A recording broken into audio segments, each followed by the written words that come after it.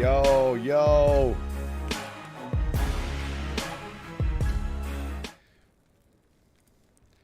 What's up, guys? What's going on? Destin in the house. Demons, of course, is in the house. What's going on, guys? What's up? Welcome. Big Dog in the house. What's up, guys? How's everybody doing? Are you guys ready? Are you guys ready? We got about 25 minutes until the live stream of the devs, man, where we're going to go and watch everything. We're going to watch absolutely everything. We're going to be talking about everything. It's going to be awesome, man. I cannot wait. I cannot wait. It's going to be fantastic. Fantastic. Welcome, everybody, to the stream, man. Paco, Nelson, Marcus, what's up, guys? What's going on? It's over 9. Let's go. Can you broadcast the stream yourself, or do we need to pull it up? No, I'm going to pull it up, Paco. I'll have it up, man. It's just it's not live and for another 25 minutes. So it goes live at 2 p.m. So we got about 25 minutes until it goes live. And we're going to watch it right here live on stream. And then we're going to go over absolutely everything. We're going to be talking about it probably as it goes. We're probably going to have questions. We're going to have everything.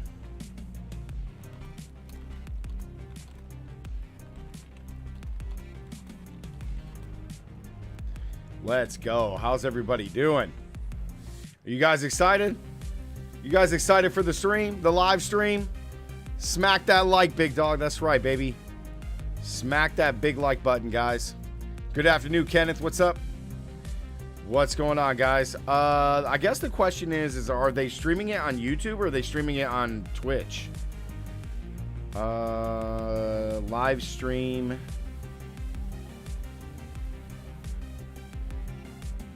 I think they're doing it on YouTube, right? Pretty sure they're doing it on YouTube. Wait. Oh, it is on YouTube. Okay. Sweet, I got it. I got it, man. So this is endgame D4 stuff, right? Yes. So we're going to go ahead and have it popped in there. I'll actually, you know what? I can probably just pull it up on my game here.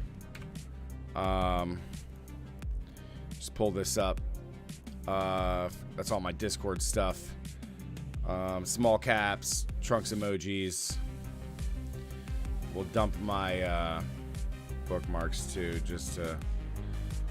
So let's see. It's under Diablo 4. Boom.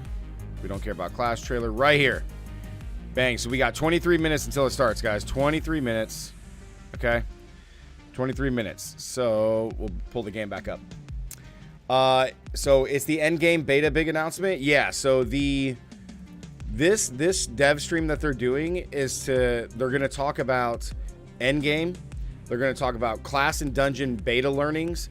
And then they're going to talk about a lot more, but those are the two main topics, okay? Those are the two big topics. So, yeah, get ready. Get ready, guys. What was that link? Booty Talk 69? No, man. Get out of here.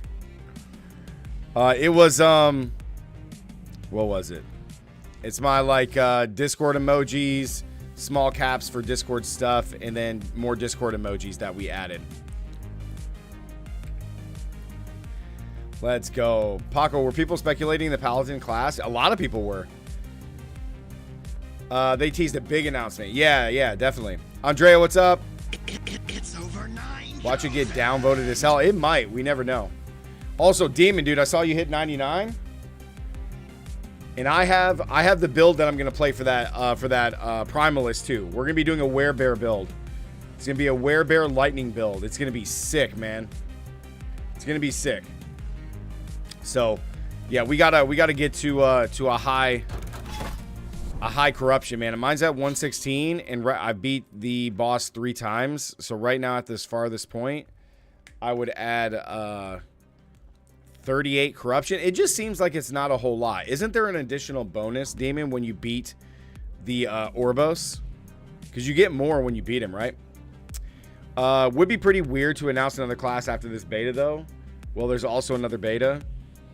I don't think there's going to be another beta, Paco. I don't think so. I don't think we're going to have another beta before the game comes out. Big Dog, JP.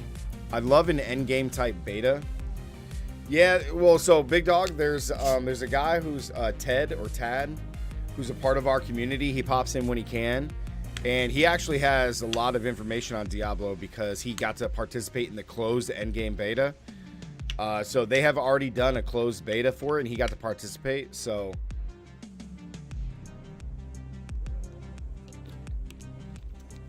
yeah.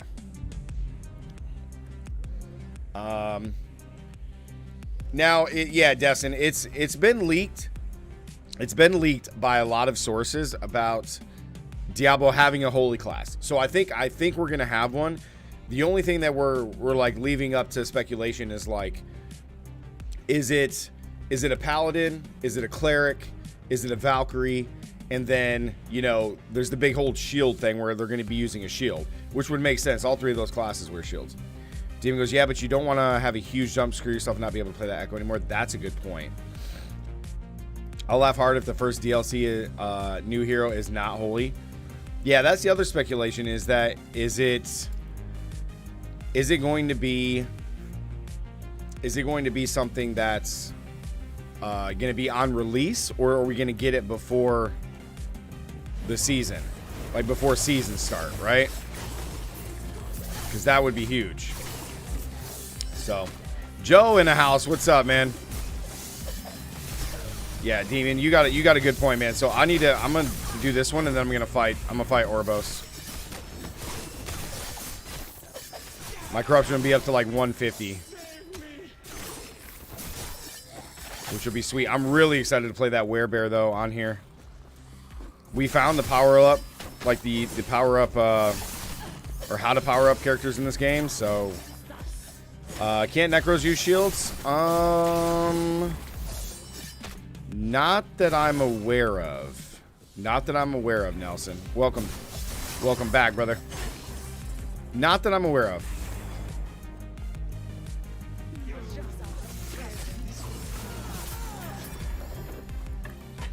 Did you see what I posted in the last Epoch chat? Wait, hold up. It's in the last Epoch chat. Let me see. What'd you post? They added a way to lower corruption. Yeah, that's already in the game. Yeah, that's already in the game. Yeah, I knew about that. If you fight an Orbos close to the starting point of a monolith, it'll lower the corruption. But once you start to branch out farther, it increases corruption. Yep. Yeah, because I guess it's just random depending on how the monolith echoes are webbed. You know what I mean? Oh, I just need to go defeat this thing, actually. Ooh, almost died. Guy hit me with a fire Kamehameha.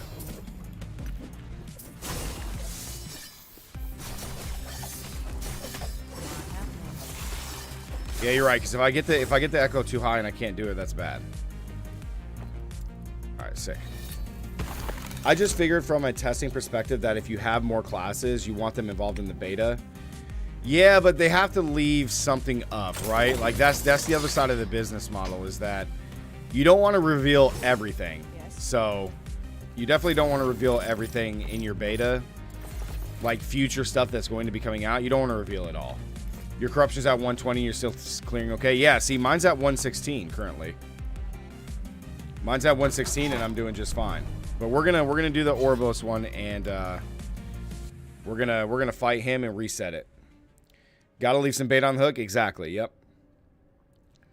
Yeah, I mean, it's just like, now that's why like Diablo, like through Diablo 3 has done the PTR.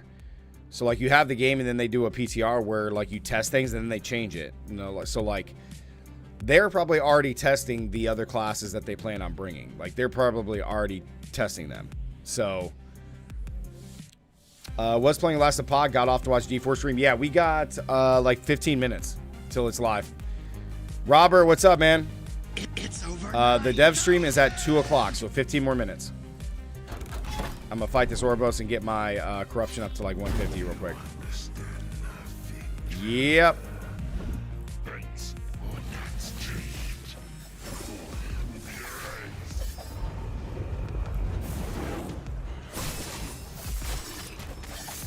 What's that thing? Can I destroy that thing?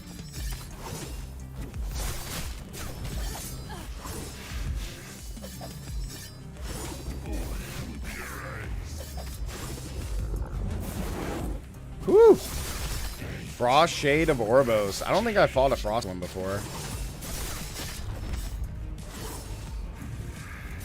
That's right. Come over here.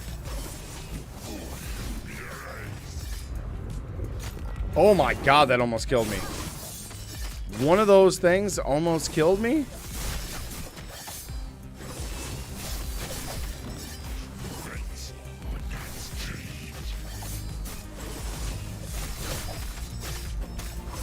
There we go. Echo cleared, man. Go ahead and kill that dude. We got another Big Daddy ring. Sweet. Nice. Can't freaking wait. It's going to be awesome. Jackal, welcome back. It's over 9,000. Welcome back.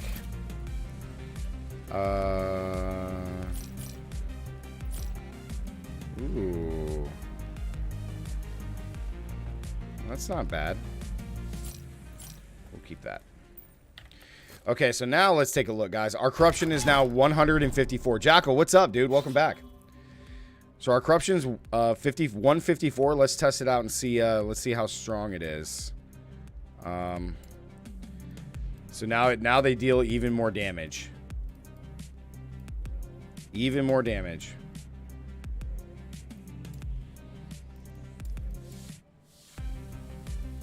Let's go. If you want to test XP with my mage after we can run it, yeah, we can definitely do that. What level is a good level to start to do dungeons in Last Epoch? Well, there's not a particular level, Joe, because the dungeons have tiers, and those dungeon levels are set at certain tiers. So, like, one dungeon starts at tier 1, which is, like, level 48, and then you go up 3 more tiers, and then you're at 100. So, the dungeon tiers are based on whatever tier you can do them at, and you start at the lowest. So, but what level should you start doing with your character? You could probably start doing them at, like, I don't know. Probably like 25 or 30, I would guess.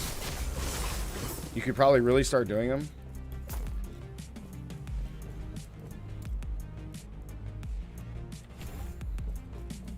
If you want to test it 6 weeks to get to level 100 early launch. Nice.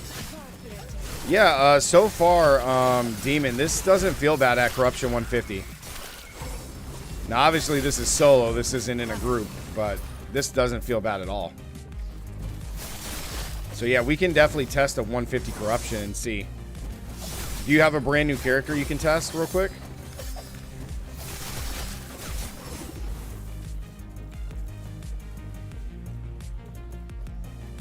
Yeah, because this is not bad at all.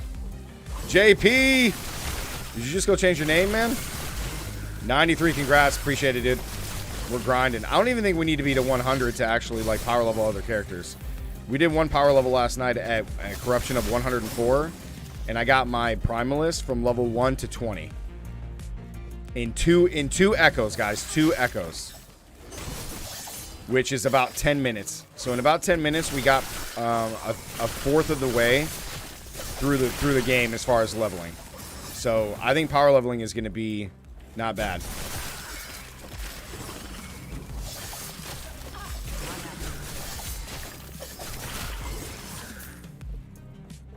You said not brand new, it's level 12. Okay, that's fine. Bring the 12 in and we can see what we got. Because we already know that 104 with 2 echoes gets us to 20. So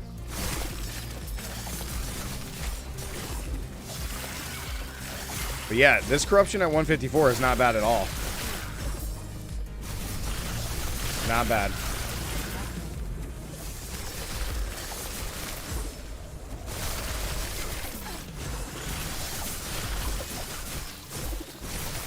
At least so far. Maybe once they get more multipliers, it'll be bad.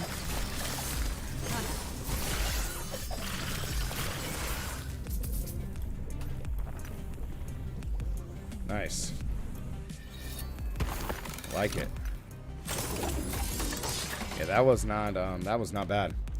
20 levels in 10 minutes is wild. Yeah, JP. So that was our whole thing, right? Because of how masteries work in this game, because you can only pick one mastery and you can't switch it, it really hurts like someone like me who wants to content and create and make a bunch of builds for you guys before Diablo 4 comes out. So figuring out a way to power level is key, right? So figuring out how to power level is very strong. So we did a corruption of 104, which is an empowered monolith, and in 2 echoes, which I'm inflating the time because it's probably less than 10 minutes, but in 10 minutes we gained 20 levels.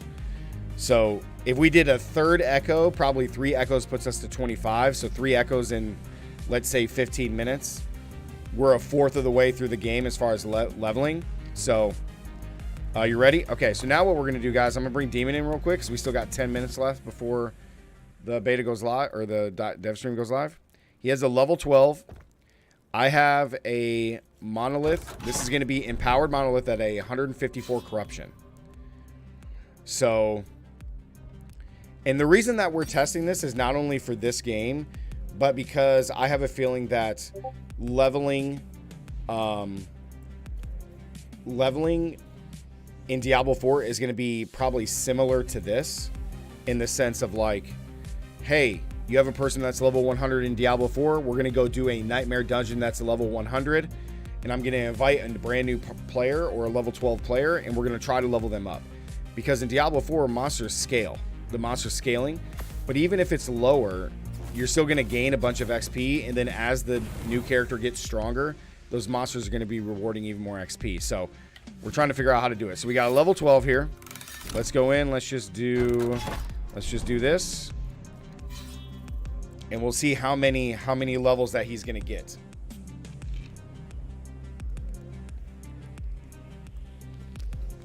So the key here is that characters can gain XP from a screen away or 2 screens away. So he just has to stay back a little bit and just not die.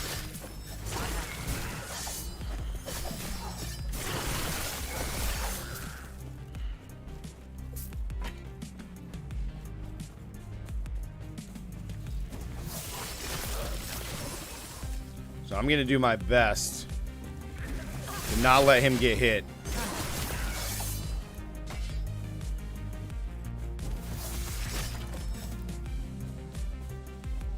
I'm going to do my best. I know he's much slower than me, so I got to make sure that I'm killing everything. That's why like these rifts are going to probably take a little bit longer than normal, but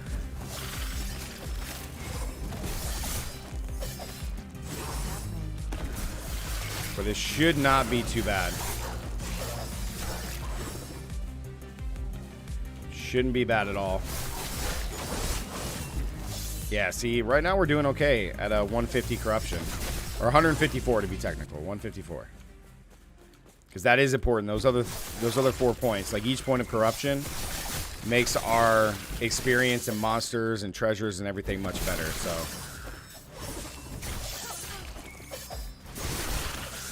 we're going to end up seeing what his level is after this one run.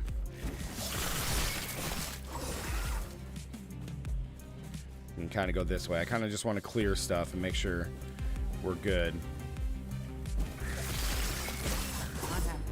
Awesome. Now, we may not clear every single aspect of the monolith, or the echo, I'm sorry, but we're going to clear a good amount. So that way he can get some XP. And then we got 7 minutes until dev stream. 7 minutes till dev stream. Let's go. Trying to make sure I'm clearing out everything.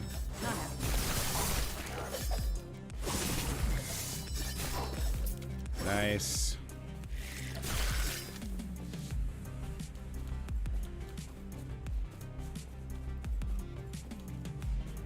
Not bad. Not too shabby.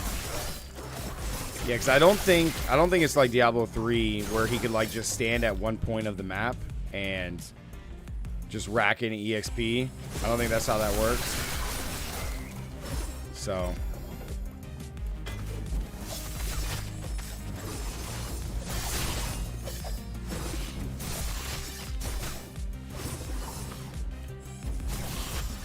right, boom. And we got 38 out of 52, so we'll end it right there.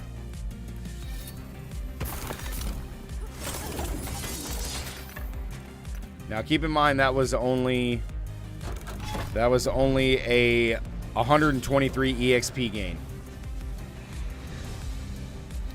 So Demon, how many levels did you gain? The main cornerstone of E4 is play your. So you're level 15. So he gained 3 levels. Gained 3 levels. Stream is starting? Okay, sweet. That's still pretty dang good. 3 levels, pretty good.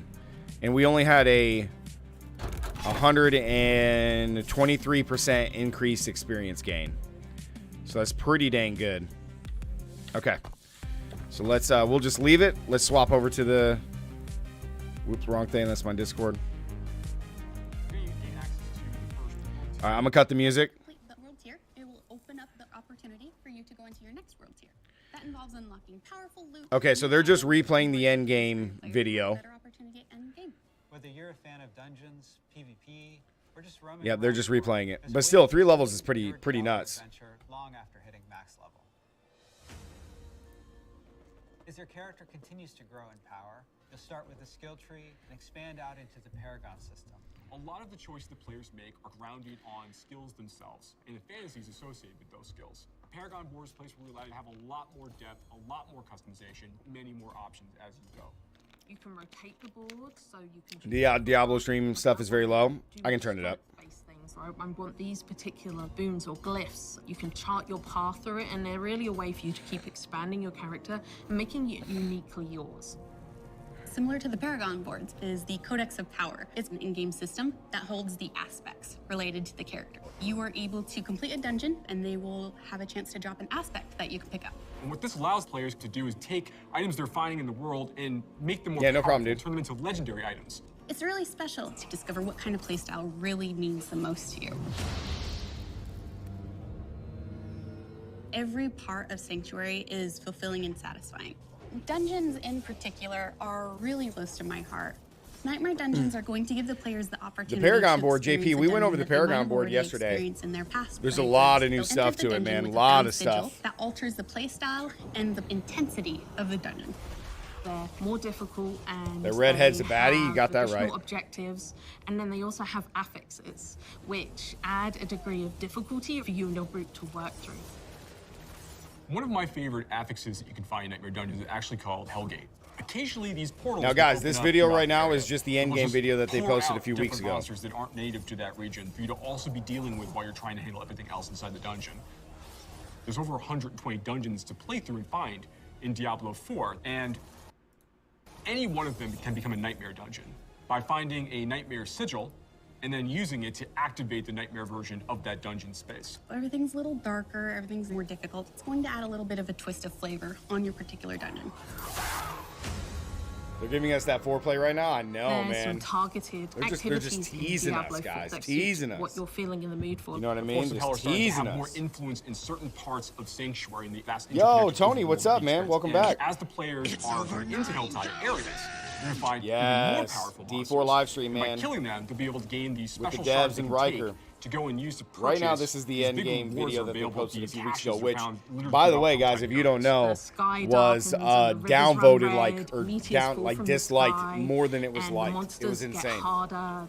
We A lot of really people want were to upset after this video create came out. New experiences for the players. There's one I really like called Whispers of the Dead, which you get from the Tree of Whispers. The Tree of Whispers is grim and a little gruesome, but it's also something mystically haunting and kind of beautiful. The tree has a little bit of a grudge Mystically against our haunting. players, and it would like for them to go serve its needs. So you're going to go serve these bounties, gather different rewards, different items, and bring them back to the tree in hopes that it can exchange you something really meaningful. Maybe you're going to go to the Fractured Peaks and take out some werewolves that are rampaging in a town. They're contained activities that you can do alone or in a group. We really wanted to create variety for people to be able to spend time where they wanted to in the world. It's very cool the way it's been put together, and I can't wait for people to see it, to be honest. Cobus, what's up, man? In Good Diablo 4, evening, we dude. have a How's it focus going? on Welcome the to the world stream, of brother. Sanctuary. We are getting And there ready. We are parts of pumped that for the world Diablo that 4 we call dev the stream, Fields of man. Hatred. where Damn, what Lilith's did presence people in not like Sanctuary has about it? begun I to don't see seep anything through and concerning or manifest in negative. these poisonous areas throughout the world. The biggest When thing that I players go to gathered these was regions, is they because get they to engage didn't in they didn't player really versus give player us conflict. anything, right? These Like offer opportunities for the player to collect shards. they showed the But Paragon there board is and a showed little bit of a how catch. In it was order to just get like these shards +1 back to dex, town, +1 you'll need strength. to purify them. Other players will definitely know that you're attempting People to purify wanted your more. shards, so For you this better to be an prepared end game fight if you're trailer going to be and them playing giving any us a sneak PvP, peek and be prepared into that the you end might game, lose this isn't some like a stuff in the big meantime. sneak peek. Once They they get the didn't purified they shards, didn't do you can take enough these, is what go back people to were saying. nearby towns to sell them, and then use that to buy Mark, a whole what's bunch up, of dude? interesting Welcome. cosmetic items and rewards. You say tease, but it feels place more like a for torture. people who really love PvP and I didn't mind want this trailer. to I didn't mind still this get trailer a loot couple and weeks still ago. I increase thought it their was fine. character's Like it, power. If that's the way like they I want knew to the Paragon play, board they was can. going to be cool, but I was more interested in the other Lodge things is that you just could do in the One end of the things game, we're really like focused on is the Nightmare creating a Dungeons, the living, Tree of breathing Whispers, set of updates for players to those engage other with world events after where the you're game just has running gone around. live. Like It's I was really more just gonna interested be in a way those to things. Keep coming back and experiencing more Diablo But 4 in fresh ways. because if it's Really going to have a eager lot to of hear MMO type all of your stuff in it, it needs experiences to and have a just lot enjoy of the entire story with you all. different things, a variety that people can do, right? Oh, look at Anaris. Let's go, guys. Let's get hype. Over 9,000! Hey folks, this is Riker, and welcome to the next Diablo What's 4 up? developer live stream update. I'll be your co-host. I'm a YouTube content creator and professional Diablo fan. And I want to thank the Diablo team for having me here today. Riker seems nervous. We're going to be diving into some juicy topics, and we have with us some folks who will take us through those. We have with us... Hi, I'm Joe Shelley. I'm the game director for Diablo 4. And How's the for volume, folks guys? You guys hear watching everything us, okay? Here and keeping an eye on chat. Please keep an eye on the cameras. If they start spinning end over end, you know we had a bad problem and we're not going to space today. Fair. Okay, I'm Joseph Pipora. I'm the Associate Game Director for Diablo 4. And I'm Adam Fletcher. Nelson, I'm what's up, the man? Associate Director of Community for the Yeah, I Diablo agree with you. franchise. So we have a lot to talk about today. We have Riker here. Thank you again, Riker, for joining us to be our host for this actual live stream itself. And we did want to actually do a few quick agenda items and so forth beforehand. Just a reminder to everyone that Diablo 4 obviously is coming out in June, and you can still pre-order. Yeah. Yes, Paco, you're right. We do have deluxe and ultimate versions available for And from pre-order. what we or you know, can too, pre-order Paco, is that the just Tree of base Whispers game is gonna be itself, one of but the- the doing deluxe those and bounties is gonna ultimate be one of the versions actually fastest give you ways early to access. level So your there should be a character. QR code on screen if you want Can I move to up to the top? pre-order for Okay, yeah, I deluxe can do that. or ultimate versions of the game. Today, though, we have a ton to talk about. We expect this stream to be about 90 minutes or so because we want to cover a lot of different topics, one being endgame, the other one being Is that some good? class Right there? balance changes in regards to some of the beta feedback that we ended up receiving, as well as the dungeon feedback that we also received during our beta learnings that we actually posted last week. So without further ado, I'm going to stay quiet for most of the stream. You'll see me more towards the end, but I will pass it off to Riker's Riker to intro. kind of He's start I'll be on this. Twitter the whole time. He's very busy. Yes, I'm looking Okay. at chat. Yeah. Yes, I'll be looking at chat because we will be doing Q&A afterwards. True. But I will pass it off to Riker because obviously, Riker, you've had quite a journey in getting down here, and of course, over the past week, you've been able to play the latest builds of Diablo 4, and would love to get your take and kind of hear like how was it? Yeah, I mean, absolutely. So I've been waiting for Diablo 4 since years before it was ever revealed. I've been waiting so long, I'm literally transforming into Deckard Cain. I mean, look at me. So yeah, when you reached out for the chance to come to the offices, play the latest build, then getting to come here, getting to experience it, getting to talk to some awesome people who gave me awesome insight into the build, into the systems, and get to play with decked out characters, endgame builds, seeing all the synergies coming together with the items, the Paragon boards and everything. It's really been a blast. Awesome. Good to hear. I know one of the first topics that we wanted to jump into was, I believe it was like talking a little bit more about the world tiers and the capstone dungeons, I believe. Yeah, because that's basically the gateway into all the other topics, right? Because we have the world tier system is like the different difficulties, and the capstone dungeons is how you unlock those and then get access to all that end game stuff. So I think we have some footage to show while Joe, you want to talk us? Yeah, let's talk about this. So yeah, I guess the first thing we want to talk about here is when players are going through the base game experience, they're finishing the campaign, they reach level 50, they get to move into their first world tier content, which is the Nightmare tier. But before they gain access to that, they actually are going to have to go through what we call one of our end cap dungeons. These are longer and more challenging dungeon spaces that have big like boss encounters mixed throughout. They kind of serve as like milestones where players are expected to pass in order to gain access to that next world tier. Now, Riker, when you were playing, you had a chance to actually check out your first end cap dungeon, at least as part of this test. Like, what was your experience playing through this? Yeah, so the first end cap dungeon, all right.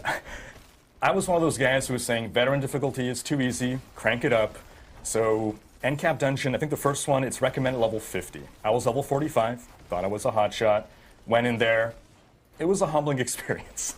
That's how I discovered that, yeah, if you die enough times, you got to go back to town to repair your gear. So hardcore players beware. I had to learn like boss mechanics, study, adjust my build, and eventually put my tail between my legs, go power up a bit more before trying it again. But then conquering it felt like a really great achievement. Very satisfying. Yeah, these aren't really spaces we expect players to want to go and like try to farm and try to get a lot of things out of. It's more these are milestones, gates for players to pass in order to gain access to that nightmare tier. Once the players actually get into this next world tier 3, they're going to get access to a few new features. We're going to talk about a number of them today. So you'll start to see that areas of the world are going to be affected by the Helltide system. You're going to get access to nightmare dungeons. You're going to start to see unique items begin to drop in different parts of the game. And then you're going to start to see sacred and ancestral items also begin to appear in World Tiers 3, and then in particularly in 4. And also, in addition to those things, the world, of course, is becoming more dangerous as the players step into Nightmare and Torment tiers, World Tiers 3 and 4 respectively. Monsters can do more damage. They are going to be more aggressive. There's a number of changes. Joe, do you have any thoughts on like some of the changes that we made to monsters in World Tiers? Yeah. You know, one of the things I love about the capstone dungeons, so you can just do that as unlocks for the world tiers, is that you've got this the general gameplay loop of getting more powerful, optimizing your build, getting more gear, and then you have something that you're testing yourself against.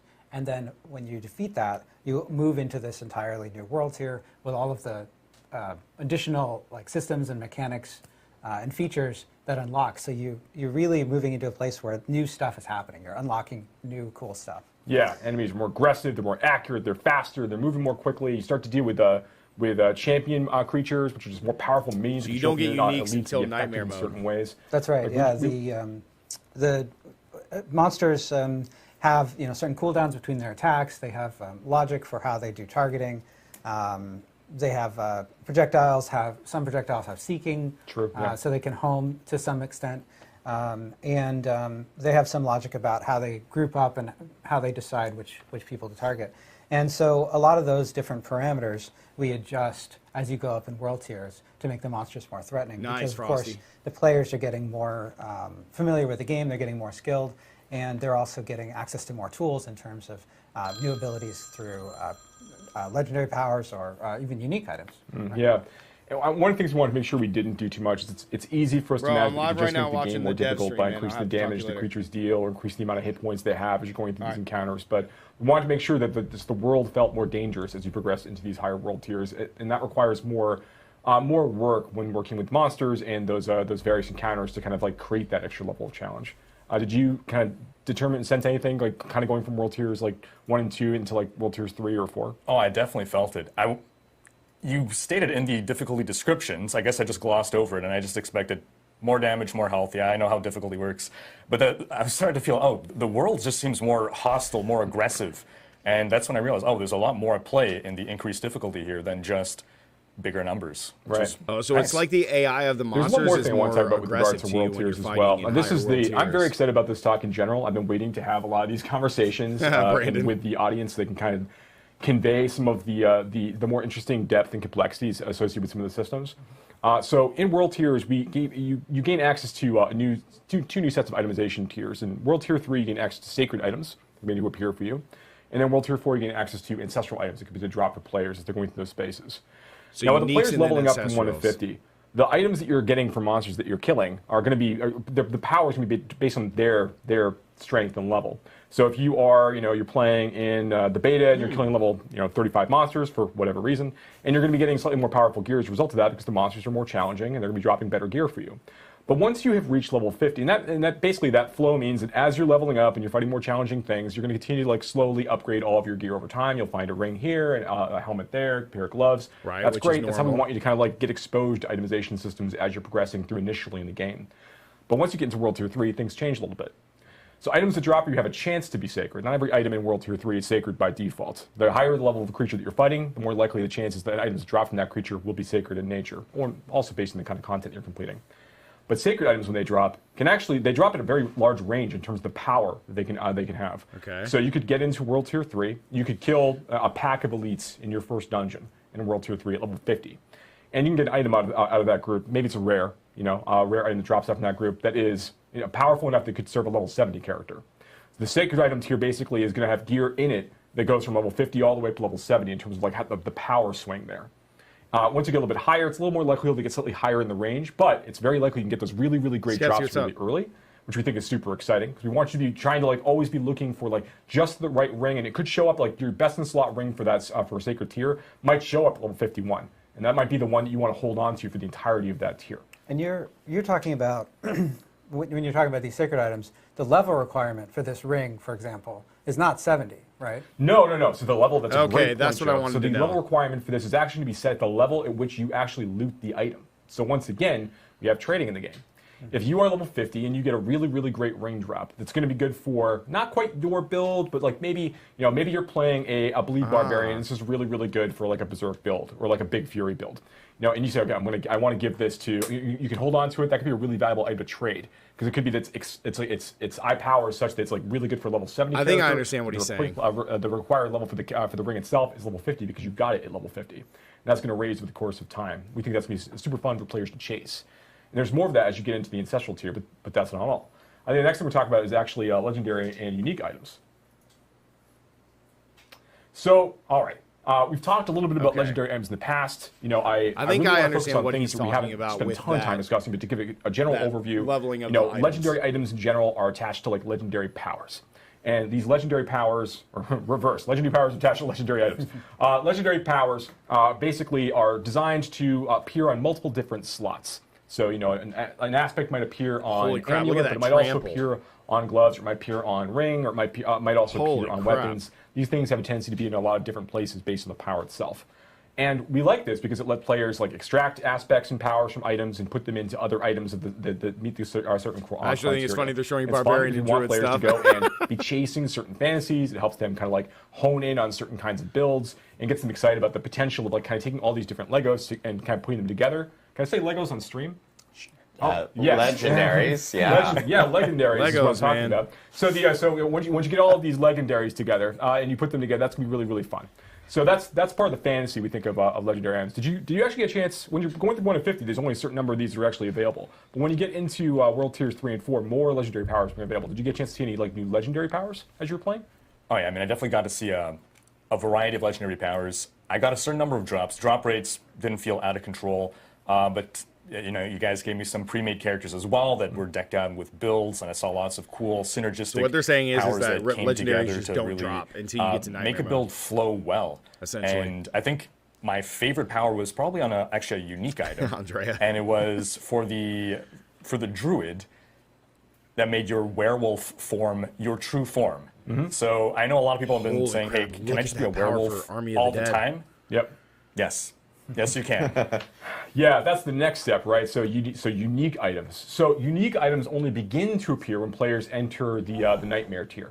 So once you're in World Tier Look 3, at there's this, a low chance dude. that some of the game's unique items will begin to appear for players look as at they're these. progressing through this experience. And they're very, very rare. These are huge chase items and opportunities here. Some of them are really important for build making. Some open up a whole different build paths and opportunities for players to go and pursue. These are things that are designed to be really exciting, like what you suggest there when you have that experience trying to gather the werewolf, the ability to stay in werewolf form effectively forever with that druid unique. Really, really cool stuff. And there's more of these unlock over the course of your level progression as well. I think I saw Shaco earlier there. Jesus. That's correct. Shaco Those does make a uniques return, are and there's lots of insane. opportunities for us to basically kind of pay homage to items that came in previous versions of Diablo, previous entries in the series. You'll see a number of different items make returns. Items like Grandfather, Shaco, obviously. Look at You'll these. see a few familiar, and then a few familiar favorites, and then more over the course of the game's live development. Also, this is a good way for people to kind of see the new the new font changes and so Well, forth. uniques are very hard based to off get, the guys. beta learnings that we actually ended up posting last Yeah, week. yeah, we'll get more into the beta learnings later in the live stream. We'll go over them in a lot more depth. But yeah, absolutely, the font was a great example. I mean, I think we Who added, cares about font? We added at least 20% more serifs to the.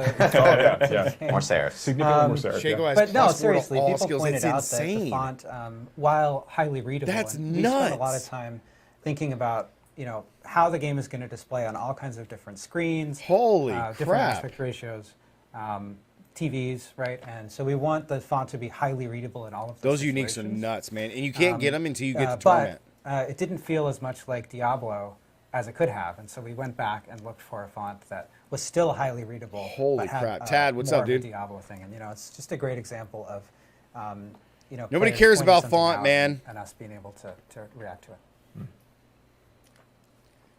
What's the next thing The we want to Reddit talk was about? complaining Michael, about what it? do you think? Well, so that's a very we have all these small legendary thing to items. worry about. Who cares? One semi-deterministic way to farm for them, Helltide.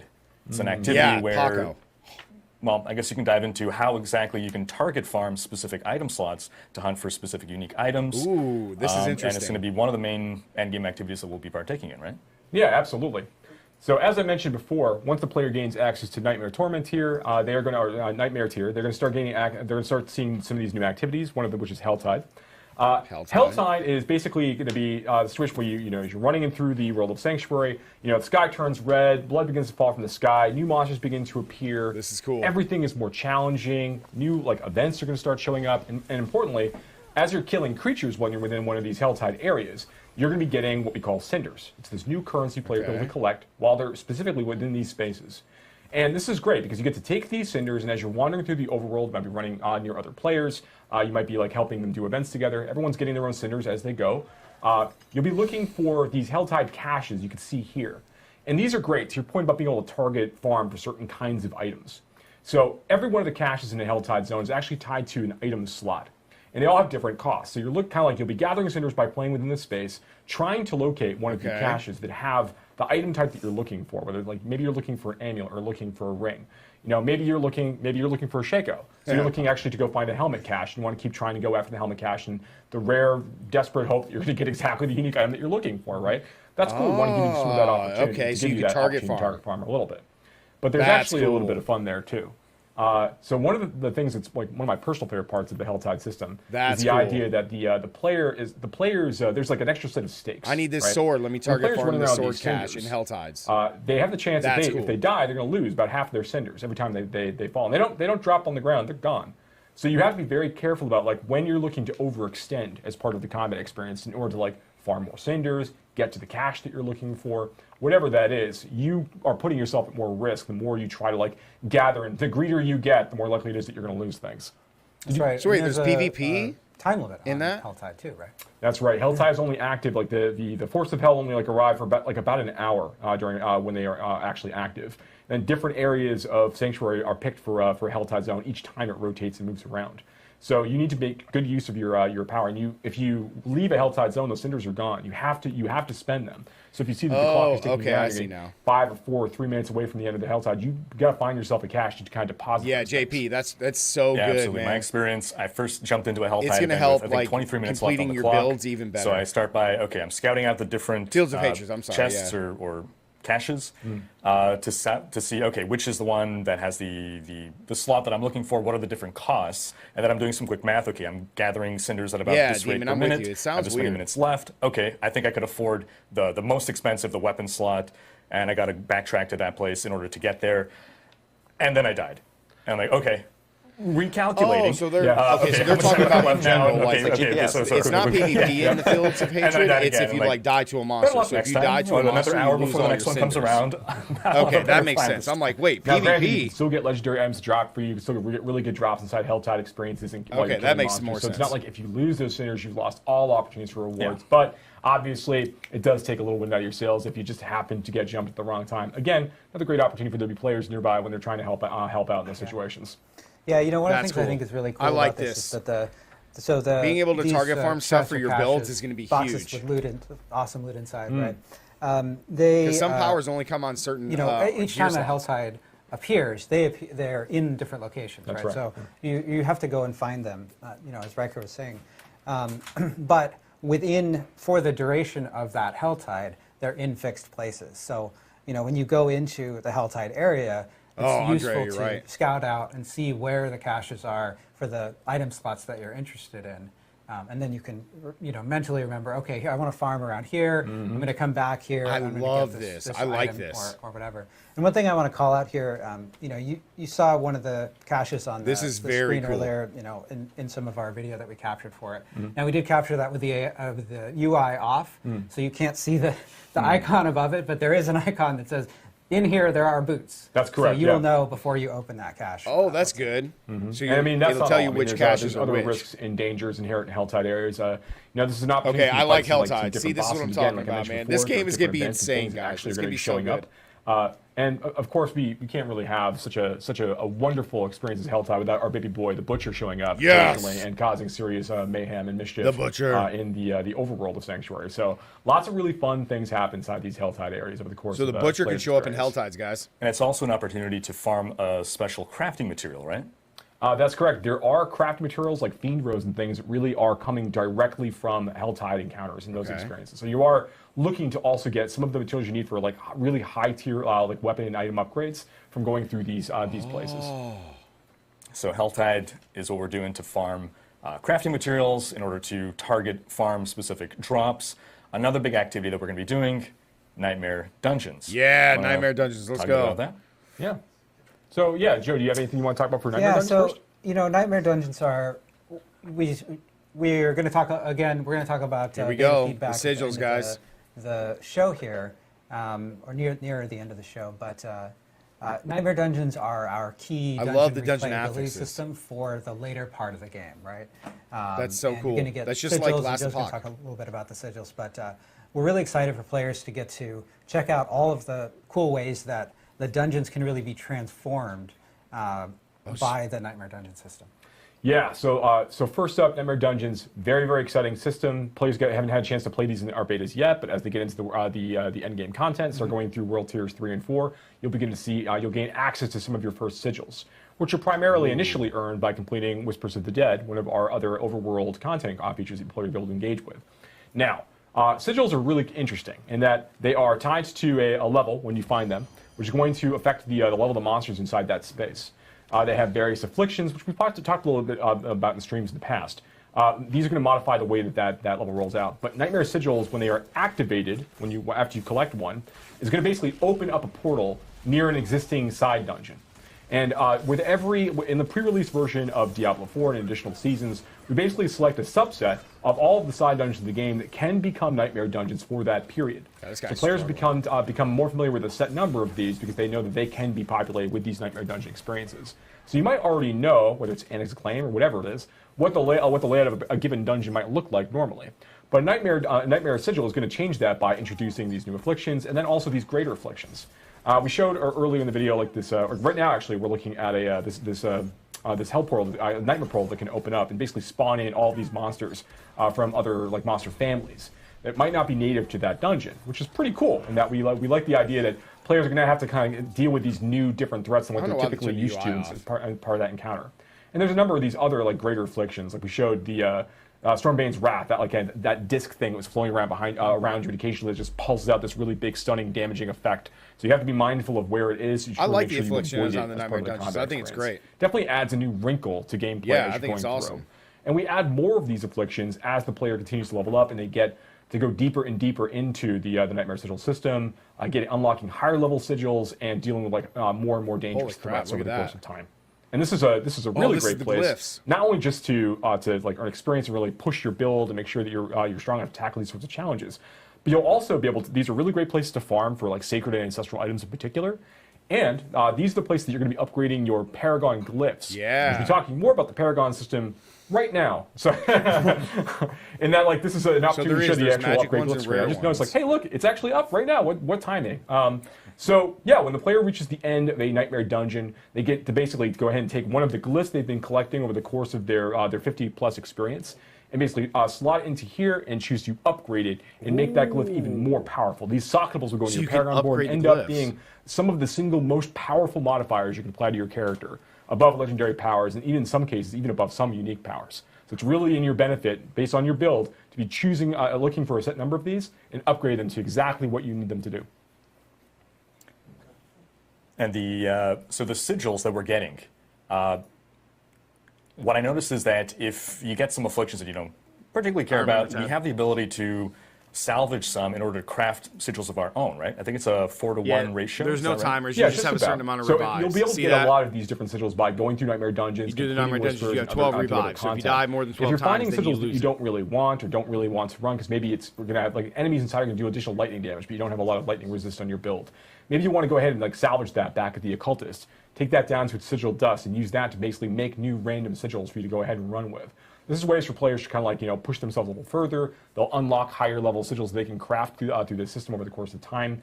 And it's another way to kind of like reutilize some of the sigils you might not be as interested in running from time to time. Yeah, one thing I liked about the afflictions was it was making me make choices during the gameplay. Like two that I can speak to, the Nightmare Gates that we were just showcasing. Let's say I'm in the middle of fighting an elite and I'm almost taking him down. I see that Nightmare portal opening and I'm like, okay, should I take care of that before it starts spawning more monsters, or do I finish this fight first? I'm forced to make a decision, and I got to live with the consequences. If I think, maybe I should take him down, and then the fight becomes more challenging, and nope, I should have taken care of that Crit, gate first. what's up, man? Another one is, I forget the name, but it's some kind of blood cyst that starts to grow, and then if you just don't touch it, it eventually explodes in a huge area. Yeah. And it's either, okay, destroy it before it does that, or get the heck away as fast as possible. Holy crap. Making choices, and it's like, okay, I think I thought I had time to get away, then I got crowd controlled, and then boom, one shot. So I like how it changes the dungeon experience depending on which of these afflictions that you get. I would love to be up there absolutely. with something like that. There's death counts in some of these as well. As time goes on, you get into the deeper ones. Where you got to be careful. You can't choose to just throw yourself at these things. And if you're making mistakes, you have to really evaluate carefully how you're progressing. Yeah. Sure. That's true. So yeah, you got a chance to play through some of those. So yeah, Nightmare Dungeon is very exciting. And they'll go up beyond level 100 as well. Actually, so they go this above is level a content 100? type that you can actually fight up to creatures up to level 150. What? Actually, as part of the experience, based on how far you're able to push yourself as time goes on. That's so really excited cool. about I like that. Instead of it having it be capped at 100. All right, now you're talking about glyphs and the Paragon system, so let's talk more about those Paragon boards. Oh, let's do it. Okay, Paragon boards.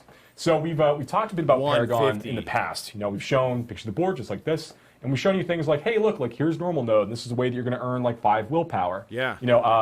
But that's not all this board is about. There's a lot of other complexity. Right, just like you would do GR150. So there's basically 4 types of Diablo nodes 3. to kind of like quickly reprise some of this information. Like in group play. The first, of course, is normal nodes. Then we have what you show here is magic nodes. These are different affixes that you can collect over the course of time. Yep. Usually they're like a little bit more difficult to find a direct like version of on items. So like something like this, for example, crackling energy damage. So there's that's a sorceress, so like a lightning spec sorceress ability or passive effectively, where she'll occasionally be crackling out damage to nearby targets. You can now boost that by finding this particular magic node, which kind of might eventually unlock other builds for you to kind of go and chase after. Oh, so you can. But then boost there are those nodes. rare nodes, which is on the next slide. And here, okay, Rare so there's some information here.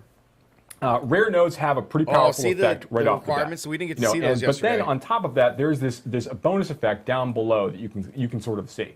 Where on this one, it is, another 60% damage to elites. If you reach a certain amount of dexterity for your character. So the point here is like rare nodes on their own, of which there's about 10 or more per board.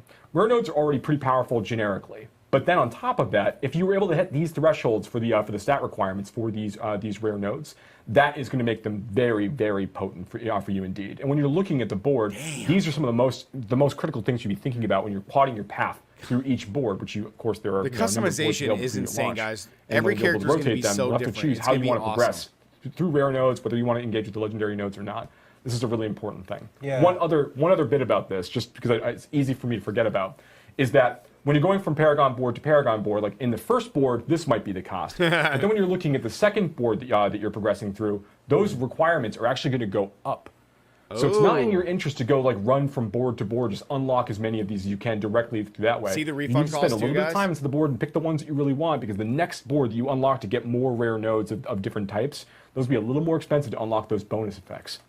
The thing I think is really interesting about these is Holy crap. the way that I look at the board, right? When I open a Paragon board, the first thing I do is go and look at the nearest rare nodes to me, to my where I'm starting, right? And then I look at the requirements for those bonuses, and then I start looking at the normal nodes on the. I'm like, oh, okay, well, I'm pretty close to the dexterity. Ooh, that's a good way to think about it, yeah. Gear. Are there some dexterity nodes that I could hit Yeah. on the way here that would take me over it? And how much do I care about that's that overall particular bonus? dexterity. Then I'm comparing it to the other ones, and I'm thinking about that. So the normal nodes actually become sort of a path that you're trying to take to turn on these bonuses. Absolutely. yes, And that's not yes. all. There's one more node type as well, and then we're going to get back to normal nodes in just a second. So then we have our legendary nodes. Oh my So God. every one of the boards for each of the classes has a legendary node somewhere on it. And these are really, really powerful powers like you'd expect. They are a legendary power, effectively unique to the Paragon board system for that class and for whatever that particular board is trying to convey as its overall build type. So these are really, really powerful things to go and collect, but they're actually not the most powerful thing. This is just an additional, extra powerful affix you can kind of apply to your character, but you kind of do this in concert with other things that you're looking for, like I mentioned, the rare nodes. And I also talked before about glyphs, and we're going to talk about that next. So when you basically, as you're going through the board, there are going to be these sockets that you can unlock, and the sockets are going to be sitting adjacent to a number of other regular nodes. Now, the way that glyphs work is that you're going to put them into one of these sockets, and they are going to be affecting nearby nodes and also fueled by other nearby nodes. Okay. So if you hit certain thresholds inside some of the glyphs, you're also going to unlock powerful bonuses that are going to always also affect nearby nodes at the same time. And as I mentioned before, glyphs can be leveled up pretty high. They continue to grow the radius of the affected nodes as you level up through certain tiers. So it means they can affect larger and larger areas. And the boards are not symmetrical in nature as you're progressing through. Because the player can rotate their board and choose which gate they actually want to enter from. Yeah. You have to kind of choose from board to board where are the sockets on this board. Are they near the stats I really want for this glyph? Because this glyph is going to be fueled by dexterity nodes within range of the glyph effect. And it's going to do additional critical strike damage, whatever it's going to do for me as a result. Appreciate the sub, That's Jamie. a really, really important choice to make. And because all of the boards have different configurations, different socket locations, and different things near those sockets, you have a lot of interesting decisions to make about where you actually want to invest your time. How does it matter? How does it feel to do this relative to the rare nodes you might need on that board from a different board instead? Fun decisions for players to make as they're going through. We want ultimately to feel like the Paragon board system allows for two incinerate, focus, burn type sorceresses to feel like they've got very different paths to the Paragon board, different decisions to make, even if all of their skill choices are identical. Yeah, it's something that we've talked about a lot with Diablo 4. Is the idea that even if you have, let's say Incinerate is a powerful sorcerer build for, and you want to play Incinerate, you're not going to necessarily be the same, have exactly the same loadout as another Incinerate sorcerer. That's right. One thing I found really cool about the Paragon system that I didn't realize at first is that every Paragon board is almost like a Paragon class, like a specialization class, where it's all built around a certain theme, fantasy, playstyle, and it all revolves around that central or off-central legendary node, and then the rares kind of support that same theme, and it extends to the blues. So on a Necromancer, this board is the pure summoner fantasy, and this one is the blood mage. And looking at it that way really made it very cool for me to be able to explore. Okay, I can merge these two together. I'm going to go bone and blood, and just cool. further explore and dive into that specialization. Yeah. There's 220 Paragon points that players will be able to have by the time they finish leveling up their character at level 100. We want those choices to feel like they've got meaning individually. Players can respect them for those choices if they want for gold cost. We want to be able to play with this system and be able to like kind of experiment with different ideas as they go. But importantly, we want them to feel like that the choices they made for the 220 matter a great deal to their overall performance. Yeah, super fun. I think, but. Yeah. What are we talking about next? Well, I guess at this point we can talk about some of the beta learnings. We had a beta. The community gave a lot of feedback. Yeah, we and did. You folks took in that feedback, digested it, and transformed it into actionable change in the game. You want to talk to some of the things that were changed? Yeah, I keep saying we're going to talk about that. Now is the time. So let's start out with looking at some of the class changes that we did. Okay, here we go. So there's a lot of text on this screen. You've had an opportunity, if you've been this is what following we've along, already to seen. check Okay, we out already saw this. our blog that documents a lot of the changes that we were able to make as a result of feedback from players in the 2 beta weekends, and also from data that we get. We get a lot of data. How many times someone dies in. Our necromancer's dying a lot in this dungeon, or is this boss killing barbarians a lot of times? And we can use that alongside player data to identify areas where there might be a class deficiency, or areas where maybe something is exceptionally strong compared to other things that are balanced to be the same power. And so, in general, one of the things that we looked at from those 2 beta weekends is feedback that the barbarian and the druid, the melee classes, felt weaker than the necromancer. Weak is not even the word. And there are a lot of aspects to that. So there's some nuance in here, right? Like for the barbarian, we identified that the barbarian, at low levels in particular, needed more damage reduction sort of built in. And so we added this passive damage reduction. So you're just going to take 10% less damage, just flat, no matter what choices you're making. No, he needs to do more damage. For some of the ways the barbarian has to get up and close. He's already tanky. They're sort of weapon heavy spec. We also identified elements of the druid that you could really benefit from some buffs. In fact, I think Riker, you got to play the druid a little bit. I did, yeah. So honestly, when I first saw the patch notes, I was like, oh, I was hoping the druid would have gotten a bit more love with regards to spirit generation. But then I played an endgame build of, it was a perma werewolf storm druid. So I'm a werewolf who's casting storm skills. That's cool. And the playstyle was so tight, it flowed so well. It just all gelled together once you got the full kit, the full build together. Everything should flow that way, I Riker. went into this week with a certain class favoritism. Where I had rogue, I had necromancer, sorceress, barbarian, and then druid in dead last. I'm completely confused now. I think druid might be my favorite now. Yeah, it's another thing that we did. If we take a look at the classes again, another thing that we did in terms of the melee classes. So we took a look at bosses and monsters, in particular their attacks that deal damage in an area where it feels like there wasn't a way for the melee class to deal damage effectively while also avoiding incoming damage, you think? right? Because a lot of times you'll have the opportunity for a ranged class. Range class is sometimes choosing between getting a better position and doing more damage, damage per second, and a melee class is sometimes choosing between taking damage, because even with the case of a projectile, the projectile is originating in many cases from the monster and then traveling, so you have less time to react in some cases, and so we took a look at boss abilities and bosses that our data showed were much more deadly to melee classes, and we adjusted some of those abilities.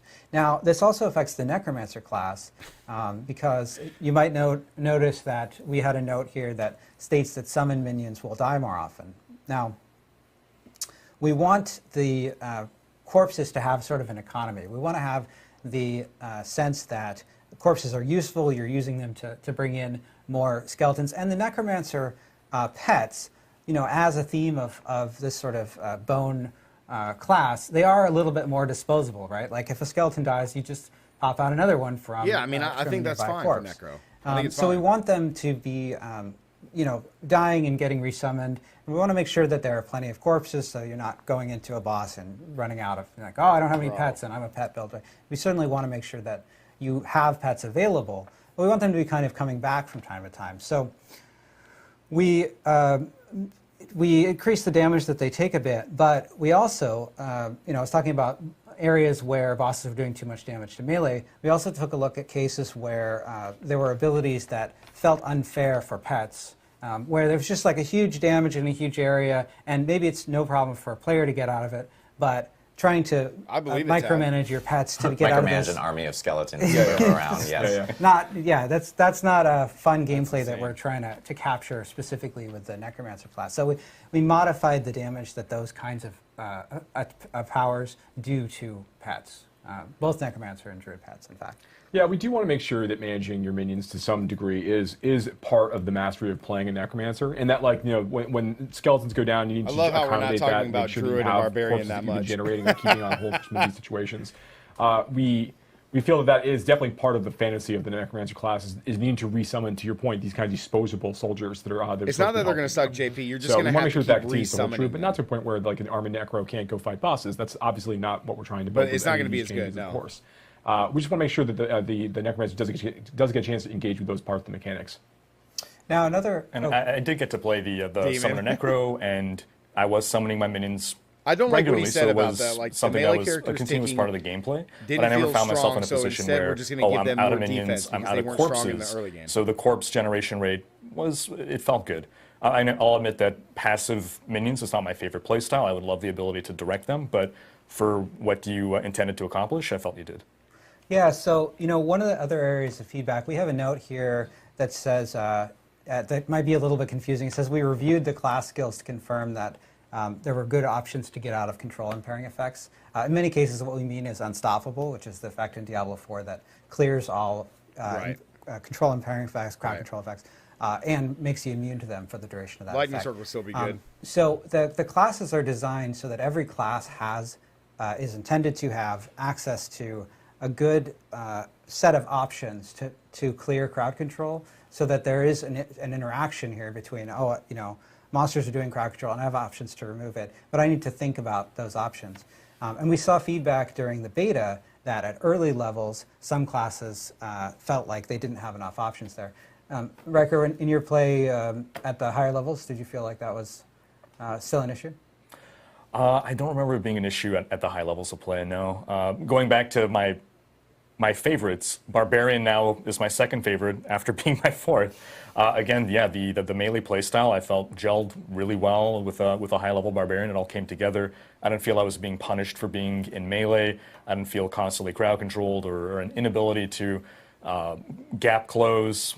He had his the spears to bring enemies to me, the lunging attack to close the gaps, and a good toolkit to deal with everything. So all I'm gathering from this is that Barbarian and Druid aren't going to be good until you get to endgame. That's all I'm hearing right now. I think they're not going to be good until you get to endgame and you get the perfect stuff to make them gel. That's all I'm hearing. We made a lot of small changes to classes. There are also some cases like legendary powers. We updated legendary power effectiveness, which is sort of vague, but it's really just that there are a bunch of small details, and we're sort of JP. Every class is going to be viable. The other thing I want to talk about is dungeons, right? Yeah. So we got a lot of feedback from players that there was a lot of running back in dungeons. I'm seriously, that's all I'm hearing right now for the melee classes. There are really that's all I'm hearing. two ways that we wanted to tackle this. They're just talking about endgame stuff for both those classes. So until you get to endgame. But that's the same for every class. When you get to endgame, every class should be good. A system that causes monsters to like every class should gel and flow well. It's not just running through. I mean, come on. How dumb is that? Ambushes. But secondly, and this is really the more effective aspect of it, we changed the layouts of dungeons and where objectives were located in the dungeons. Oh yeah, that's right. Look at this. Graphic design is our passion. Look at this. I wish that I made this graphic because it's. I did laugh really hard when I saw this the first time. So I laughed so much. But I did not make it. But I think this is a great example. So this is one of the dungeons that players called out in beta, Hoarfrost Demise, right, as one that had a lot of run back. And Yeah, 'cause this was dumb. one of the reasons that you can see here that it has so much run back. No. Way to get to one, and then you have to run back. It's a dead end, and then you have to run back down that Yeah, narrow this hallway. was dumb. I So don't we know why changed they the thought, layout like, of this Hoarfrost kind of stuff Demise, was good. Here like we this. go. Right. So you can see that the objectives, Now we're which talking. are those diamond icons there on your screen, are along the main path of the dungeon. And Right. remember now, in this case, the player has explored all of the dungeon, and you can see all of the map. Yeah. But when you're playing through the dungeon, you don't have the map is fogged. This is You much haven't better. explored it yet. But it's set up in such a way that as you're exploring through the dungeon, you're going to naturally encounter those objectives along your way, and so you're not going down and then having to backtrack a long way. Yeah, and in our objective view, this was going to lead to smiles. Yeah. This is It's much a good- better. this I is don't know good. what But they no, were it's thinking important. before. Like, we want to make They sure should've that took a as we rocket progress in scientist to space, you figure are this naturally out. coming across these objectives in a simpler way, as opposed to need to like kind of like wander and kind of like backtrack a lot more as part of that. Yeah, that's a big. Yeah, and they in fact, need, like this. we identified. How dumb was this? A number of dungeons that got this feedback in beta, and we also, we were talking about. It was like one of the nightmare first things dungeons. people complained We also about. want to make sure that nightmare dungeons have this. We address this for nightmare dungeons as well because it's a key replayability Tad. system, as we were just talking about earlier. This is another example of Cordragon Barracks. It's another dungeon that we saw a lot of feedback and screenshots from beta, where you can see that the objectives are set up such that clearly you're going to have to run back Yeah, we won't all sit the check way, you, bro. all the way back through that long hallway. You're going to spiral around. You have to go out. You have to explore out from those spirals, and you can end up getting confused and running back. Because the other thing that happens here is that if you've run to an objective and the next thing that you have is back along a path that you know about already, then why wouldn't you just run back along that path that's empty of monsters? It's not fun. It's more fun to kill monsters, but it's more efficient than exploring some unknown that might or might not lead back to it, right? So that's a key part of these layout changes as well. And if you take a look at the next shot here, you can see how we rearranged the objectives. Yes, this is way in better. Portugal I don't know to- what they to were thinking, ameliorate this. guys. Yeah. This is way better. Now, these aren't the only changes that we made either. There's some other things we did to actually just straight up just regular objectives. So there's things like there are some dungeons where the players are asked to kill all the monsters inside a dungeon space. And in those situations, we've made it so like once the players reach a certain threshold of monsters they've killed, rather than saying like, there are potentially as many as 50 zombies in this cave. After the player has killed, 49 zombies, they might still be normally looking around in the last corner where a zombie is kind of like hiding in a closet someplace, right?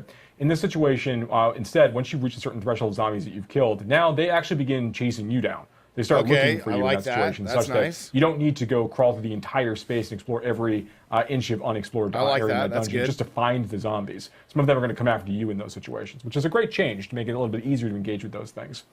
And then there's another one, like we have features or dungeon objectives where the player is asked to go and collect like anima, which are just these objects, they're like these motes of energy that drop on the ground when you kill certain kinds of monsters. Yep. Sometimes you need to go and gather a whole bunch of these things and then bring them back to another area to deposit them. Sometimes it opens a door, might summon a boss, all kinds of things that we do with this. But in these situations now, when players are collecting this anima when they're running around the dungeon trying to find all these creatures and do these things, you're going to also gain various buffs by picking these up. You're going to gain some resource back for your class. You're going to get some other things. It's actually really great. When you actually deposit these things, you're going to get a health potion. Yeah, these There's lots things of should things be we're trying to do to make sure that implemented, those experiences like on help release.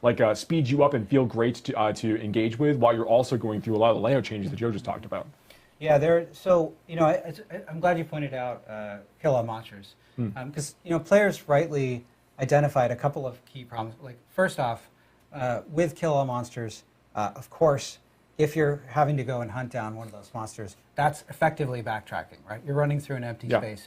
And the other aspect of it is that the sort of the intensity curve of like the excitement in the dungeon is going down. Like you're backtracking through a bunch of empty space, and then when you get there, it's not going to be an exciting moment. Yep. It's going to be four monsters. Right, no hiding crap, in the because we got to corner, kill one and monster that's left. You're going to kill them, and it's going to feel sort of like, well, I guess I guess that was a requirement that I had to check one off. spider. Right. Yeah, exactly. It's almost similar to like Den of Evil, Diablo 2 feel and so forth, but now them being able to seek you out means less backtracking, less hunting in corners for that one fallen or wherever. Well, yeah, and the other thing I like about it is that it increases the intensity at the end of the dungeon, right? Because you have the monsters. Right. It's much better to kill this giant mob and get a reward than be like, all right, I got to backtrack all the way to the beginning of the dungeon because I didn't check that one little corner. Yeah, so this is probably my number one complaint about the beta was the backtracking. I'd often, in a dungeon at some point, reach a point where I'm like,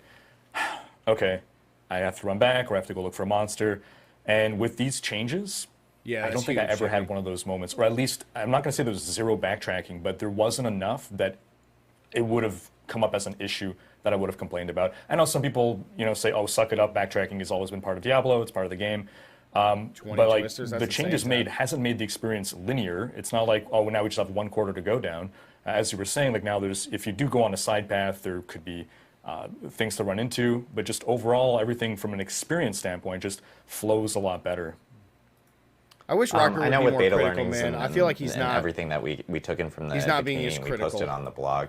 We actually had a big question in regards to dungeons. There's got to be things he didn't like even playing. Resetting dungeons and how that actually works. And I do want to take some time for you guys to be able to clarify a little bit because there's tons of questions. And then we tried to clarify, and I think we made it worse. So we're gonna let's re-clarify the clarification. That's exactly what it sounds like every time Record Yes. So the reset dungeon button, right? So we added this button. He's like, yeah, man, it was great. Earlier in all of it was great. When there wasn't an easy way for dungeons to reset naturally. In fact, the way we added it led to some undesirable secondary effects because it was instant. It didn't care if you were inside the dungeon. It doesn't care if the dungeon is partially completed. If you're a hardcore character and you're in danger, you can just press it and presto, you're all good. Yeah, JP, you're probably right. Since we initially added this button, the amount of time for dungeons to reset organically, we've been working with our online team and we've been making changes to, over the course of development, like how Town Portal works, how dungeon reset work. And so the way that it works today, if you are outside the dungeon, and if everyone from your party is outside the dungeon, so if you're alone, just you, and there are no town portals open in the dungeon, then the dungeon will naturally reset over a period of about 60 seconds, about 30 seconds of match. Oh, so the dungeon naturally resets after a minute. Or if it's partially completed. Mr. Min, yeah, like you're maybe 100% you got halfway right. through and you're like, you know what, I have to do something else. I'm going to go, kill a world boss. Oh, that's cool. So you don't even have to leave the game, guys. So the dungeon will naturally reset in a minute. Then it'll take a little bit longer to reset. It takes about 150 seconds, but it'll still reset naturally pretty quickly. Oh, so 1 to 2 minutes. Excuse me. The other case here is that you've got maybe you're doing the dungeon and there's some particular objective in the dungeon or side quest in the dungeon, and someone, one of your friends joins and they want to do that side quest too, right? But maybe you've already completed it in this dungeon. So you can also hop out of the dungeon, which you can use through the Leave Dungeon button right in the UI as well. It does have a short cast time, so not as quick, yeah. But it's right through the UI. You can do it from anywhere. The real question is it going to be faster to back out and then just rejoin, make a new game and then teleport to the dungeon, or let it reset in 2 minutes? Get a fresh dungeon as well. Or he said 100. So hopefully that clarifies. 130 seconds or 150 seconds. Like so resetting 2.5 dungeons minutes. is still a thing in D4. It's just we removed the button essentially, so you just have to wait a little bit longer for the dungeons themselves to reset. And I did want to go over two two specific changes that are we also obtained through beta that we didn't actually record on the blog. One you actually tweeted about, which was about ultra-wide screens, yes, and being able to control cast Ooh, here we go, distance with and so teleport. forth, and with specific abilities and whatnot. So people who are using ultra-wide or mega ultra-wide screens wouldn't be able to essentially cast to the furthest corner of their screen and be able to use abilities in that type of way. And then one other thing that we did notice during beta, which was world boss encounters and how players would actually complete a world boss encounter and then go back to town, and then find another way of being able to, in that same window, go through another world boss encounter to obtain multiple opportunities of grabbing loot, which is something that we also did address through the. I guarantee the beta you they took that away. We received from I players. guarantee you they took that away. Now, I'll point out that the first time you kill a world boss in a week, you are going to get more loot than you'll get on subsequent times. So there's additional incentive to like there's less incentive to try to find a way to kill the same world boss 10 times, but you certainly will get some rewards from it. Exactly. Okay, Yeah, so you're going to get rewards no matter what, but you get less rewards the more time you kill them. A clone of the rewards that you got from the first kill themselves. I mean, if all the rewards are still good, then... I know we ended up learning a ton from the community in regards to the beta. Obviously, you guys got to hear a little bit about the endgame systems within Diablo 4. We do have a cool... What's this? Is it time for a surprise? Is it time for a surprise? It is time for a surprise. Wait, what? If you've been hiding on the internet and have not seen Rod Ferguson make very, very nonchalant tweets about this, this is the and more. This oh is wait, the is this the Crusader? The actual broadcast, I would say. Or the Paladin? So, happy to announce that we've been hearing a lot of feedback from players about wanting to experience more Diablo 4 and check it out, before the game's release in June. And so on May 12th through May 14th, we are going to be hosting a Server Slam event where all players within Diablo 4, or who want to play Diablo 4, can jump in and actually check out the game again. This is a really important weekend for the team and the dev team here because we need as many people to really log in, check out Diablo 4, and play through the game. Because we need to test out our servers some more. Before we actually launch.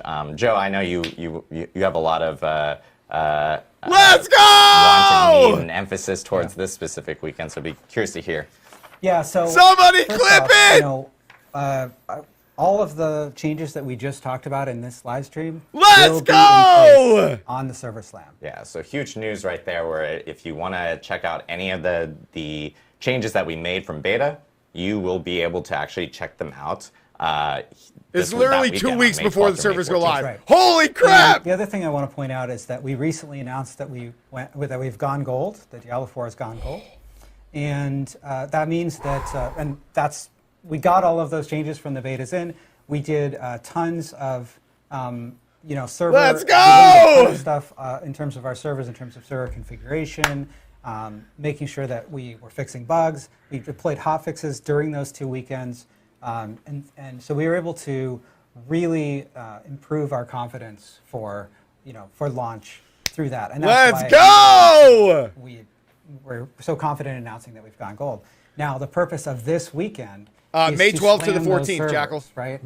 Really make sure that everything is exactly perfect for launch because that's really what's important to us, right? We want players to have a good experience on day one when the game launches, and so yeah, baby. Now, of course, this is very helpful for us because it's helpful if you want to play on day one. It's helpful for the Diablo 4 community but to come on our servers. But this is the best thing of the whole thing, dev stream, bro. That's not the only reason to do it.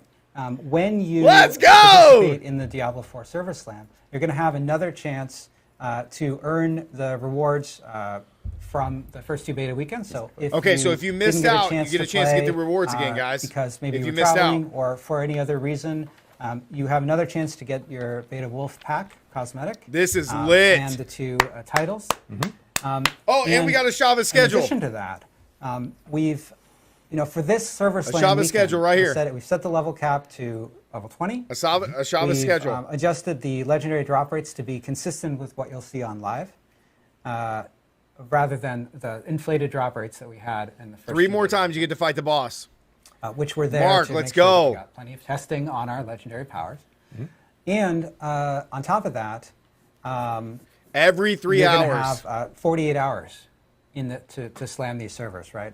Now, during this time, a Shava is going to spawn starting about 24 hours after the servers go up, and then every 3 hours after that. So you can have, I think it's 9 opportunities to fight 9 times the fighter. Now, if you get to level 20, and you kill a Shava while you are level 20, so max level in this test, in this period of time. What level is it though? 20. It's 20. So you got to be level 20. Yeah. To get don't show up in the Shava at level 5 and think you're going to get. So you earn a mount trophy if you're level 20. But what you're going to get is this Cry of a Shava mount trophy, which is exclusive to this Server Slam weekend. You can see it here on your screens. So majestic. The trophy there and that horse's hip on the So top majestic. there. Oh wow, that's bigger than I thought it was going to Yeah, be. That's awesome. We basically cut a horn, part of a Shava's horn off. That's a Shava's horn? Added some gilding and some nice metal work there. And of course, mount trophies in Diablo are cosmetic customizations that you can add to your mount along with mount armor. Okay, lit. So this is a trophy that you can mount. It mounts, some trophies mount on the saddle. I don't know why I'm pointing to my shoulder. This is where the saddles go, apparently. Yeah. Or they can mount on the side, on the horse's flank, like you see here. Oh, with yeah. this trophy. Yeah, so That's nice. Again, like all rewards from the original first 2 weekends of the beta, I like that. including the 2 titles and the beta wolf pack will be available, as well as the, But the max is Cry only of level Shava 20 now, guys. mount trophy. And for the mount trophy, you have you to don't be even get to level go to 20 25. and kill a Shava. All classes will be available. And you'll be able to explore Fractured Peaks again from the 2 beta weekends that we had beforehand. And of course, a Shava will be spawning much more often this in is this everything that you get. Server Slam weekend for Everything that players you get to right actually here. jump in and obtain the rewards and really help us out, help out the team, and make sure that we have a smooth launch for Diablo 4 come June. That's lit. So, huge news for all of this. And we will have a blog that will be going either live right now Super lit. or live immediately after the broadcast for players to actually read about all this information. And that'll be Super lit. available on Diablo4.com. No, Demon, you gotta start over, Make man. sure to That's okay, though. check out the blog, get all your information there, and jump in on our Server Slam weekend, March 12th through March 14th. It's another opportunity to play Diablo 4 before the launch, which is really great. And you can about test all 2.5 the weeks new beta before. changes, which is really cool. And one other thing that I do want to note for at least PC players who are jumping into the Server Slam weekend, the team here has done some massive work on some of the PC optimization from the first 2 beta weekends. DLSS 3 for NVIDIA cards will also be available for people to try out in the Server Slam man, I was hoping they were going to say something about Server the Slam weekend. Yeah, B Swizzy, we got another weekend. Sorry, there's only one. May 12th to the 14th. I don't like set expectations or Another anything. beta. But there's more graphic options and optimizations and so forth for PC players to check out. I was hoping they were going to say something about the looking servers. forward to everyone really hitting the servers and really helping out with the game. We do want to jump into Q&A because we always end with Q&A. Riker actually has a bunch of questions that he was asking Okay, maybe his Riker own community will redeem that we himself right will here, most definitely but- go through as well. And then we're also going to be grabbing some questions here from chat and so forth. One question that we have been seeing that has come up within the community beforehand, and we'll start off with this one, which is how long will it take us to get through the battle pass? It's a question that a lot of people in the community have been talking about over the last week and a half. And I know that we wanted to talk about it a little bit more here. Oh, they've Yeah, vetted I him think that 100%. so I've talked a little bit about this in the past, but I think one thing I really want to emphasize is that when we think about the battle pass for the for Diablo 4 after the game ships, we're looking at our seasonal players. We want to make sure that the players who are going through the battle I don't pass, think so, they're going to have a Scott, lot no. of content to consume outside the battle pass. They're in all likelihood to finish everything in the battle pass before they finish all of the content within a season to season. So there's a ton of things to look forward to. We want to make sure that the battle pass as a result is balanced in such a way that players of all types and all play styles are going to be able to get a chance to actually complete this this battle pass over the course of time. Right, so it's not going to Our be goal hard is, to complete if you want to start to engage with this, want to make sure It's that not you gonna be are hard to beat the compelled to battle go pass. through all of it as you're playing and just having a good time getting all of these rewards. Because what he just said is that it doesn't matter what kind of play style, meaning cool. casual players are going to be able to complete it. Riker, I know you have questions. I want to make sure that you get some questions in and so forth. And I guess we'll just go back and forth. For All right, this. we'll see I how will make it vetted these easier questions are, guys, based on what for questions these two they are. guys. For you guys, we'll just be doing this. Yeah, exactly. Just keep doing that. Yeah, sounds great. Well, so first off, something that you were, I think, touching upon earlier, and correct me if I misunderstood, but I think on the topic of Nightmare Dungeons, it sounds like every season there's going to be a rotation of 30 dungeons that can be turned into the Nightmare Dungeons. Is that right? So we want to make sure that we've got a subset of the dungeons we have in the overall game. There's over 115 or so like side dungeons available in the baseline Diablo 4 experience. We want to take a subset of those each season. Exact number we're working on. We're going to think about that and think about it. Tad, for the number of those we beta rotate in May every 12th, season to make you sure just that we create a new are character. I don't know highlighting what you different mean by kinds that. of objectives, different sorts of layouts, different monster families, just different experiences. And we also don't want players to feel that they're going to have this where they have to be thinking about all 115 different dungeons every season, every time, with regard to this system in particular. So that is the idea. Is we do want to rotate through these from season to season while we're looking to introduce. That's ideas. cool. I mean, Cool. I got a question here from, I'm not going to butcher Twitch names, guys. I do this every stream. From a Twitch user. From a Twitch user in chat. Do you have any plans to keep interest for people who don't plan to play in seasons? So we are going to be making on a regular basis part of our live updates. We're not quite ready to talk about like all of our seasonal plans and all of our post-launch plans yet, but I will say this, that we're going to be having a lot of like really rich and interesting content updates for our seasonal players, but we're still be making balance changes and adding new legendary items and like unique items and things of that nature for players who are playing in the Eternal Realm, the place where you will be able to never have to worry about like a character reset or do any of those things. Why would you not there play will always be seasons? new infusions of some game content at that level to players going in that space. Cool. But for the richest experience in the post-launch environment, I would highly recommend checking out Seasons because we're doing some really 100%. really cool stuff.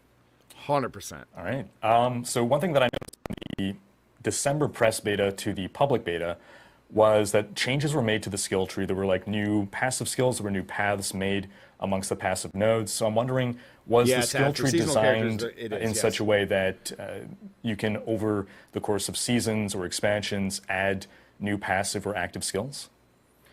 Yes. So the skill tree really that we have for Diablo 4 at launch really is just the beginning for these classes. We are going to be looking for new opportunities to create more playstyles within each of the classes. We'll be adding new passes, potentially new skills in the future. Wow. These are things that we would like to do. See, this It is the likely MMO that stuff. these kinds of updates, particularly of like new passives, like new nodes, new things in the skill tree, are more likely to happen as part of our our future larger like expansion size updates, rather than things might be happening as part of seasons. Right. So when We have lots of expansions interesting come, customization options you we're might gonna be get adding more as part of skills and more seasons. passes for each character. But they might not touch the skill tree specifically. No, Tad. Seasons, they're already going to reset. We've been seeing this question a characters. lot. I've been seeing it in chat as You'll well. always There's, have to start I think, some over on confusion in seasons. regards to altars of Lilith, how those will work in between seasons, or will those reset? This is how a does good that question. specifically work? Sure.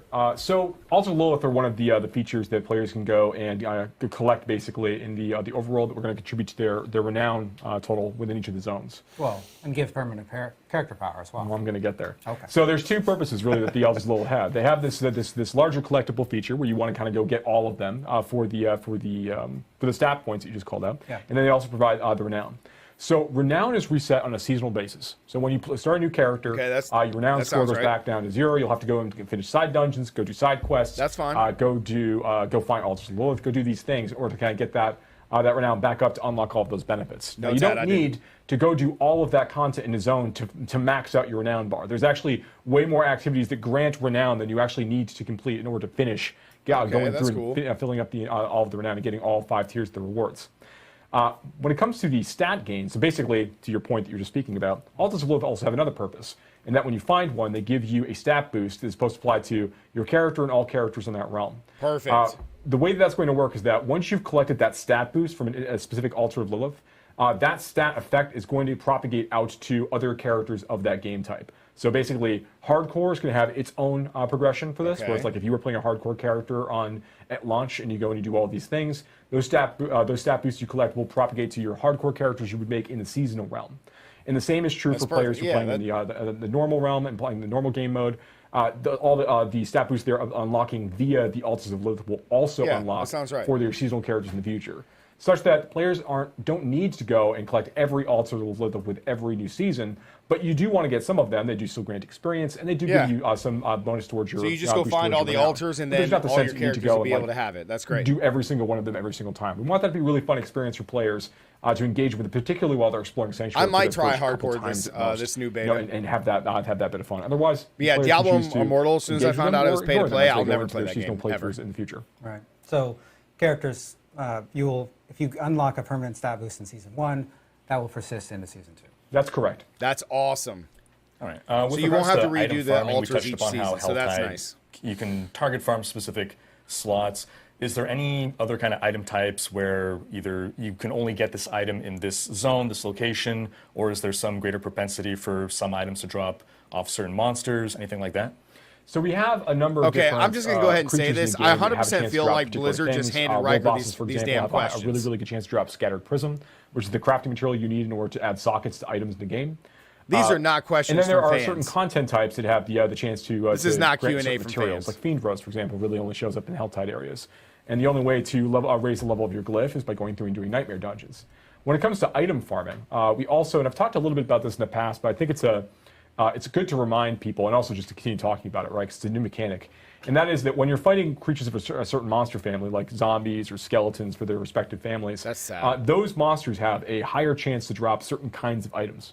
It's actually a bonus chance to drop certain item types kind of happening in the background. So it's not like if an item, like for example, skeletons have a chance, they have a chance to drop crossbows, irrespective of your class. So you play a barbarian, which can't use crossbows as one of its weapon types, and you could be killing all these skeletons, and you might just get a crossbow drop as a result of that. That's tradable with rogues. There's other things you can do with that, but that's not taking a roll from the skeleton. It could drop everything else in addition to that crossbow. It's like an extra bonus thing that skeletons can drop. Every monster family has a few different things they drop this way. They haven't so talked as about players are going trading. through the experience, and particularly while they're leveling up in the campaign, they'll occasionally I wish start we would saying ask like, about "Oh, trading. I'm getting like a lot of like rings from this, or I'm getting a lot of boots from this, or I'm getting a lot," and they'll realize that over time, they'll realize over the course of time that these are being dropped based on the monster families they're engaging with. So as players discover more of this, and they continue to fight more monsters and start mapping some of these things out, they will uncover the right areas or the best areas potentially to farm for certain kinds of things. And that includes I don't know if those like are his unique items questions, as well. So if you're looking for a unique They don't sound crossbow, like maybe it behooves you to try to fight a lot of skeletons because you know content they have a creator chance to drop questions. crossbows in addition to other things. So these are the sorts of things that, like, as you're diving deeper into like the hunting gameplay, the item hunting gameplay, these are things to look at. That's not the end. There's a lot more we're going to be doing as the game continues to mature and as we're going into like our post-launch period. But we'll talk about that when the time's right. Fair enough. This one is kind of tied to some of the Server Slam stuff that we just announced, which is, will there be any additional changes made to the game after the Server Slam weekend, like what was done during the beta? No, we announced that the game has gone gold. The Server Slam you're testing a version of the game that is very close to the launch version of the game. That's why it's so effective. The Server Slam isn't even the full release of course, of what the game will as be. a live service game, we're going to be continuing to take feedback exactly like you saw during the beta, after the game has launched, and making changes and making improvements based on data and player feedback. Awesome.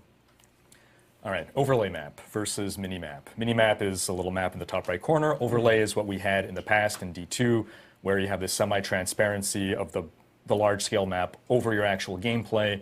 D4 does not have an overlay map. A lot of people are asking for it. What's the reason for I didn't no mind overlay? the map. Yeah, so when you're playing through an action RPG and you're playing through that core loop, you're basically switching between two modes of behavior, right? You're killing monsters or you're navigating. And you're switching back and forth between those really quickly. And so it can be helpful to have that be as fast as possible so that you can I just killed those monsters. Okay, where am I going to go? Is there an objective to the left or right? Right, and so the overlay map is very effective at doing that. Yeah, Demon. Now that in one fact, it's so sounds effective like him. that it's up all. There's no reason Those to ever first close three it. were And not So there are a him, lot I of don't solutions think. that we've seen different games do in terms of like trying to mitigate sort of its effects on combat in terms of fading areas around. You can the tell by the player way he or, asked the or other question. things like that. What we're trying to do is we're trying to keep the combat and navigation spaces as clean as possible. By separating them a little bit more. And so that's why you see the mini-map, you see the pin system on the map, you see, in certain cases, edge of screen indicators on the mini-map. Yeah, it's 6 weeks we after want to add launch. more of those kinds of things. But ultimately, our goal is to make sure that players, when they're going back and forth between combat mode and navigation mode, that they have the tools that they need to do it efficiently, and they don't feel like it's a huge hassle. So we're going to be continuing to look at this feedback. So he didn't answer that. For launch, He's not saying no, and he's and, not saying yes. You won't have an overlay map. We're trying to make that experience as smooth as possible.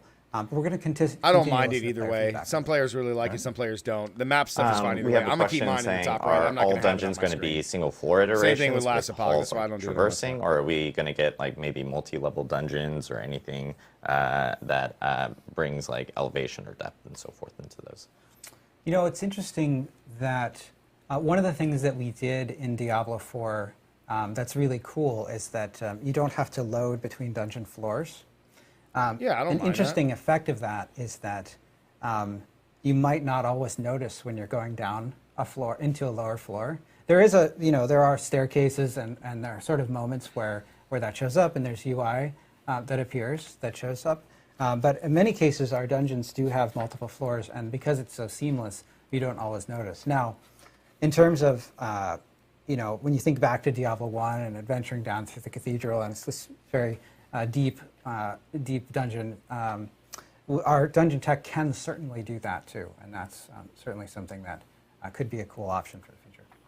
Awesome. All right. With regards to PvP, is there any kind of instancing to separate out solo players versus groups, or are we going to see like 4-man squads ganking lonely players? Yeah, you will see 4-man squads ganking lonely players. I want to make sure I'm really clear about this. The fields of hatred that we have in Diablo 4 are not a place for honor. They're a place for slaughter. So if you go into those spaces, you need to be mindful that you are entering a chaotic realm of danger and threat. That's the fantasy. That's what we're trying to do. Now, players who go into these spaces might also be fortunate and find that there's a number of other players that are trying to peacefully farm up various resources while they're fighting there, and not actually be interested in engaging in PvP immediately. That also is a situation you might occasionally find yourself in. Maybe you decide that you want to take advantage of them. I don't know if that part's true, true, and gank those players and take their things. Greed gets the best of us all at some point in time. But I want to make it really clear that there are things in place in terms of how we bucket players by level and things like that to ensure that you're not always be going up against like really, really high level players at a very, very low level. But in terms of like, I'm walking in this space, is there any guarantee that there aren't 3 people somewhere roaming around this area looking to gank lonely people like me? So they level cap the answer it, that's is nice. there's no mechanic in place to prevent that from occurring, so you need to be mindful But still, of that if you have when one walking level around 25 here. against Going a with group friends, of 4 level 25s, like you'll never or walk win. in and be prepared to occasionally die. Especially when you immediately walk into a field of PvP hatred. is If you were to definitely immediately get killed by other players, there's actually no real penalty for you in that case. That you haven't started to acquire any of the PvP resources in that zone yet anyway. So they have nothing to gain from killing, and you have nothing to lose as a result of that death. So, yeah, things to experiment with, but going with the right set of expectations. I'm pretty sure there's Nelson some that you pseudo don't lose your matchmaking character. to stop like level 100 players ganking level 25 players. That's correct. There is some bucketing in place to make sure that doesn't occur. Right. I would add too that the fields of hatred are fairly large areas. Yes. So you're not. Okay, so that's good There news. are some tools to avoid the same group of players. Oh yeah, it's called killing. teleport with There the are also wizard. two is what it's fields of called. hatred, so you can move between fields of hatred. And there are things like elixirs that can allow you to be more evasive or get away from situations where you feel like you're at a disadvantage. There are also, when you think about it's called dashing with the rogue. the fields of hatred mechanic, you're collecting these shards of hatred, and you're refining them so that you can turn them in for rewards. No, I know there's no more widescreen the PvP, but just like locations that you again can do against that, the there are melee several characters, locations, you're just at a typically active disadvantage. at a time. So you can sort of do some strategizing about where there might And be even enemy though the players maps are and big, where it still doesn't like if That's you're right. a solo when player when an altar is and you being come used against to me, purify if you those come up shards of against hatred us into and red our dust, clan, you'll actually see a notification. why would on we your not do map PvP letting you with know 4 where players? That's actually occurring. So if you see that there's a lot of activity in the northwestern part of the zone, because you're going to guarantee in a group you're all going to be able to get all those special rewards and then be able to go turn them in. And then when we catch 1 or 2 players, we just gank them. It's just yeah.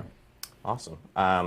We have a lot of questions related to like seasonal stuff and battle pass stuff. I just want to note that we actually are our next live stream in May. That's in right, early Nelson. May, soon TM will be actually focusing a little bit on our seasonal structure as well as that's cool. battle pass and so forth. Next so we're one, actually going to seasonal leave stuff. those comments specifically for that. I keep looking down at the monitor, and the people I in mean- production behind me keep going, Adam, what's wrong with you? That's just me. In regards to other quick questions that we do have, I'm going to just lightning off a few questions that have been coming up. These are kind of related, I would say, but well, one is a co-op on PC. Have we looked at doing something like that? And then separately, mouse and keyboard on console. Is that something that we've also looked into? No couch co-op on PC, no mouse and keyboard on console. There you go. Mainly because, as you guys know, those two questions are so dumb. The account structure on Battle.net and having 2 accounts at the same time on one PC is a little difficult. And then on console, right now it's just controller play. And as we get past launch, and I'm sorry, I'm still convinced. They vetted the heck. Even if those questions are Rikers, they vetted the crap out of them. With regards to the crafting system, can we expect that to be something that is built up to be more robust over time with regards to either seasons or, again, expansions? Oh, yes. So Diablo 4 is a game about killing monsters, collecting loot, screwing around with that loot to do fun things and make it get more performance out of it, modifying those things, looking for the right ethics. Yeah, we're going to absolutely continue to be just changing some of the crafting options, modifying them, providing new options that don't exist right now, building upon things we already have in place. You can expect to see a lot of things. Diablo 4 is a live service because it's a rich bed of opportunities to continue to refine, change, update. That's awesome. And modify the systems we have in place right now. So yeah, you'll definitely see more crafting features over the course of time. Awesome. Last few small questions. People have been asked about ray tracing because we mentioned the NVIDIA DLSS 3. No, Demon, it's not about asking something that they can't reveal, but it's more or less asking real questions that are complaints and things that we want to know the answers to that we've experienced from the beta. This is an interesting question. If you're on your mount, can you actually pick up crafting materials and stuff like that while you're on your mount in the overworld? There are a number of simple actions you can perform when you're on your mount. I believe right now you can pick up herbs when you're mounted. Okay, yes. That's cool. Picking up herbs. I'm trying to see if we have. The chat's moving incredibly fast. A lot of people are talking about WASD movement right now. We don't have any plans for incorporating no that. WASD movement. That we may look into or WASD or whatnot from our end. Cool. I think we got a decent amount of questions in. Talked about this, the beta learnings, and of course all the information about Endgame and the Server Slam. Server Slam. Let's go, Ghosty. Yeah. On you mentioned WASD movement. Server Slam. No, WASD movement will not be in the game at launch, but in the Server Slam, do check out the additional control customization options that we added. They are referenced on the blog, and we want to continue to add more ways to customize the control scheme in the way that you're thinking of. So something that we're thinking about for the future. Exactly. So thank you guys again, and thank you, Riker, for joining us this week. I know you've had a opportunity to play through the game quite a lot. I mean, I'm not hating on Riker, guys. I mean, he probably had to really agree to a lot of stuff to come there and do all those things. But we really appreciate everyone tuning in. I just wish we could get better questions. Diablo 4 developer update since he's live a player. stream. Again, our next live stream will be it. sometime in May, early May, and we'll be talking a little bit about our season structure as well as our battle pass, and a few other things that we did want to call out in terms of Diablo 3. We have season 28 currently going on right now. Yes. It's an awesome season. Highly recommend checking it out. Yeah, check it out. If you haven't. And then of course with Diablo Immortal, they just came out with a big update about a week or two ago that added a new PvP system into the game. So make sure to check that out if you haven't as well. For Diablo 2, we do want to announce one quick thing as well, which is the Diablo 2 Season 4 nice. Diablo 2 Season 4 will actually begin on May 4th. So we did want to get that out so people can plan their calendars, because it's always been a fun, exciting time within D2R for people to do the ladder race as they kind of get prepped for it, take time off, call off from work. We'll give you a doctor's note. It's perfect. I'll take a doctor's note. But yes, thank you guys again for tuning in to the Diablo 4 Developer Update live stream. And we really appreciate you guys and appreciate the feedback. And thank you again, Riker, thank you so much for joining us. Yeah. Any parting words from anyone over here? Well, we would like you to slam the server. Yeah, do that. Yes. You must be level 20. And, we tested, an interesting thing. We tested the Ashava fight at level 20 Yep. to make sure that it was doable. Yes. We were pretty sure it was doable. Oh, it's but doable. we did want to check to make sure. With it was Twisting doable. Blades Like, Rogue, it's yeah, they're doable. going- It is quite challenging. If you No, are it's having not. a lot of trouble with it, you can always go down No, to it's not. difficulty level. That's true. Difficulty It's Don't not get down challenging. to I don't care what they say. And Woody Joe, we expect you to solo it. Solo For it, sure, yeah. for sure. Nelson, And it'll again, take us you can less than pre-purchase 4 hours. Diablo It took us 4. 4 hours to get we to have a QR 25. code up there. We have a deluxe It'll and take us ultimate less time to get to version 20. that are available It'll take us for 3. the digital version that can give you early access up to 4 days before launch. So yeah, thank you guys again and really appreciate it. And oh yes, one other thing. We are going to be raiding into 2 Diablo partners, both from YouTube and on Twitch. So make sure to stay on the channel if you want to check them out. And yeah, thank you guys again. Really appreciate it. And thank you from everyone on the Diablo team. See ya. Yeah. They're so awkward. All right, guys, what'd you think? What did you guys think? What did you guys think? What did you guys think? We're going to be able to fight Ashava 9 times. She'll spawn 24 hours after the beta goes live, and then you'll be able to and then after that she'll spawn every 3 hours. So what questions were I hoping to get answered were?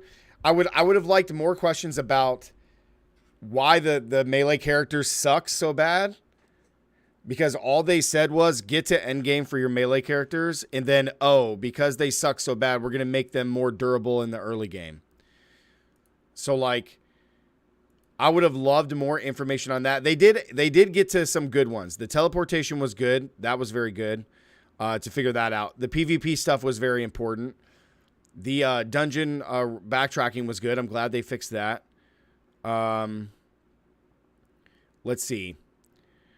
Trying to think of what else was really bad about the servers through Diablo or through the beta.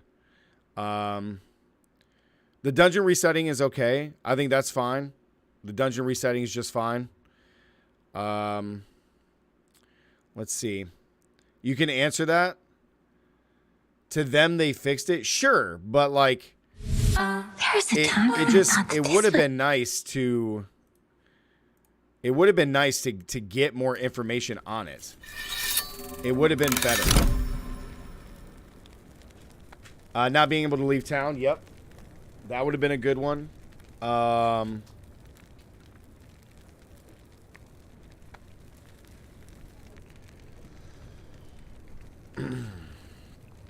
Let's see. Party experience would have been interesting to know, but I think they mentioned it earlier that they were taking that away. And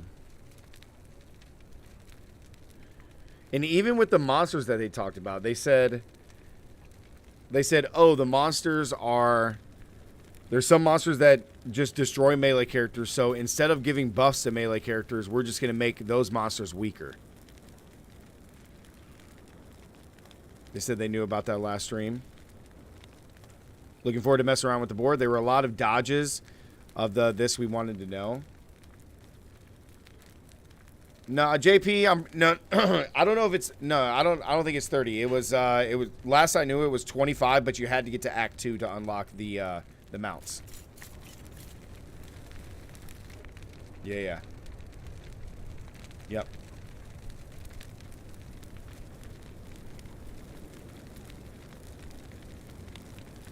My biggest questions, Demon, are definitely about the classes. 100%.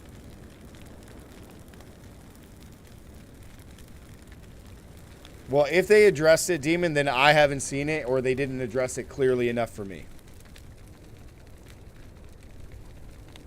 Because my biggest concerns are leveling, and then how strong are those melee characters are going to be. Because, like even you talk about the masteries of the barbarian are going to be great. Well, how long is it going to take to get one mastery completed? Because they just stated in that dev stream that, like, Riker's like, yeah, the barbarian felt great once I got to the end game and I had the perfect gear. Well, no shit. Every class should feel good and flow well when you're at the end game and you have all the gear for the build. Well, no shit. Regardless of how strong it is, it should always work. Duh. that doesn't like make me feel better about playing a barbarian. You know what I mean? That doesn't make me feel better about playing a druid. Like, all right, endgame. He played a werewolf. He played a werewolf storm build. Okay, so wait. My entire experience playing barbarian and druid is going to suck until I get to endgame? Oh, awesome. I mean, I get that, but like they could have mentioned that, Demon. Like they could have mentioned it. Like they could have been a little bit more, like they could have added a few more things to that.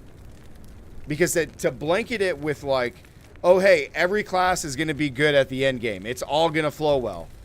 I think every person who's played an ARPG with classes is going to know that. Same thing with Last Epoch. In the end game, this build, it's fantastic. No shit. Duh. Like, of course they're, like, every build should be good.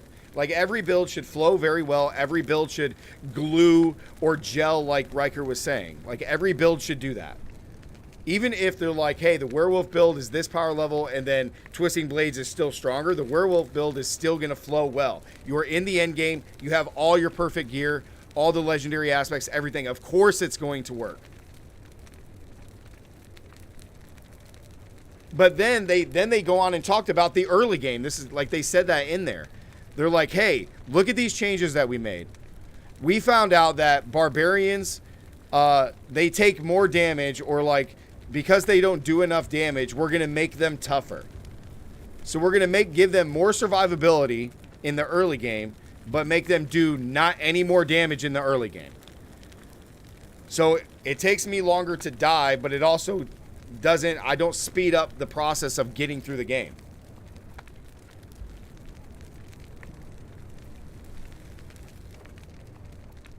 Now, I'm not saying, Demon, I'm not saying that they're going to be super bad. I'm not saying that.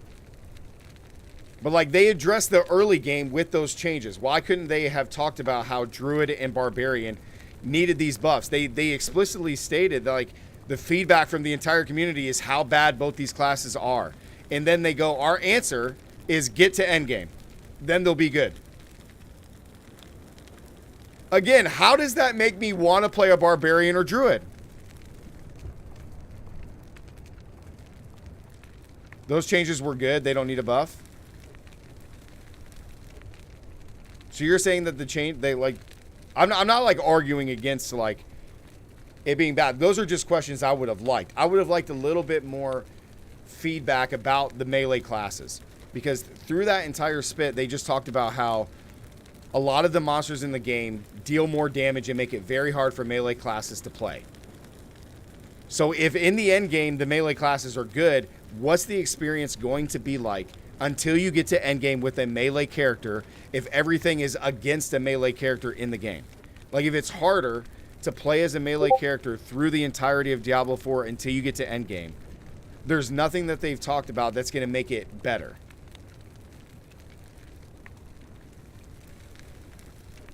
B Susie goes, I'm still playing Barb. It's not like they're going to be bad. I'm not saying that. I'm just trying to like put it in like perspective here.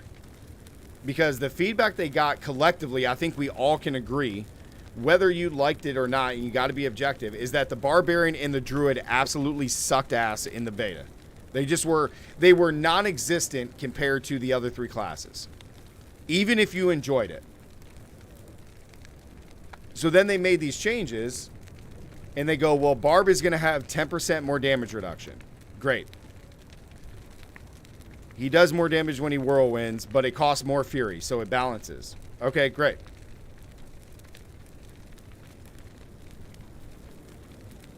Demon disagrees. Demon, so you honestly think that in the beta that the Barbarian was just as good as the Rogue, the Sorcerer, and the Necromancer? And or better?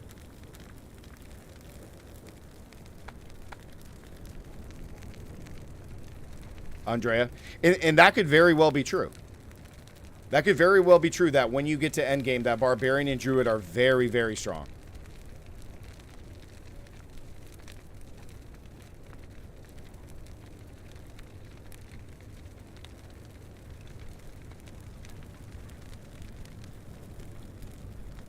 Yeah, B Swizzy, I see what you're saying. But that's what I mean. Take away that you personally had fun. You have to compare the classes as a whole. You just have to compare them as a whole. Not if you had more fun playing one or the other. You have to objectively look at it. Because I don't care what any of you guys say. The fact that you can take from the beta, the fact that you could have to be level 25, even if you take away no legendary powers, that you have to be level 25 barbarian to do any kind of significant damage, is the same equivalent damage that a level 10 wizard with chain lightning can do. Are you guys kidding me? You guys are really making that argument? And then, like, furthermore, like with Twisting Blades Rogue, I'm sorry, but I didn't see any barbarians killing a Shava 9 times. Just saying. I'm just saying. I don't care if you had fun playing the character. That's irrelevant. That's an irrelevant point. You have to objectively look at those classes as they were in the beta. And objectively, the barbarian and more importantly, the druid were not even in the same realm as the other 3 classes.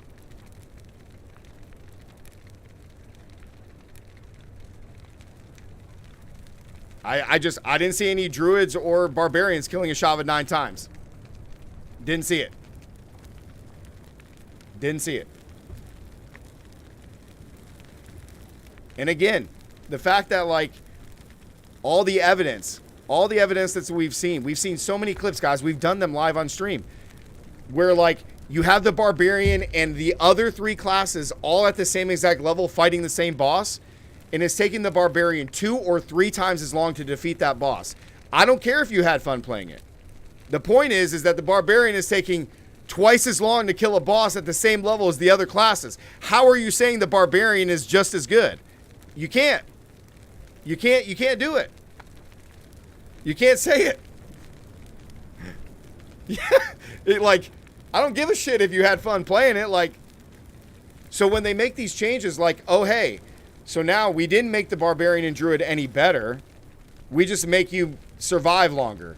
Okay, so when me and you both fight the same level 4 boss at level 4 at the same time, like, you're not going to die. You didn't die the first time. But if I'm playing rogue or sorcerer and I still defeat the boss in half the time that you do, how is the changes that they've made to the barbarian better? It's just the level of the progression. Now, in the end game, like they talked about in the dev stream, I'm sure all the classes, the barbarian is going to be fantastic. I'm sure the druid is going to be fantastic. If Riker really liked the druid with that werewolf stormstrike build, or whatever he was talking about, then that's great, man. I really hope that both of them are.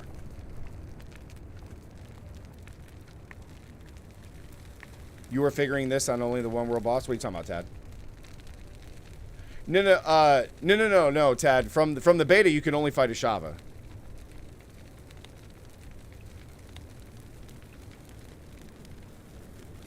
Yes, Demon. They have to make them better in the progression of the game. That's what I'm saying. Because through the process, okay, so think about it like this. Okay, end game, every class is good. Everything's going to flow great. Awesome. But if the progression of the game and you leveling up, if I'm doing it faster than you and my experience is easier than you, why would you play the class? Because that's the whole point of class balancing, right? So you bring in this class balance to make it. So they said in the early game, barbarians and druids don't deal enough damage, so we made them harder to kill. That's what they said. That makes no sense.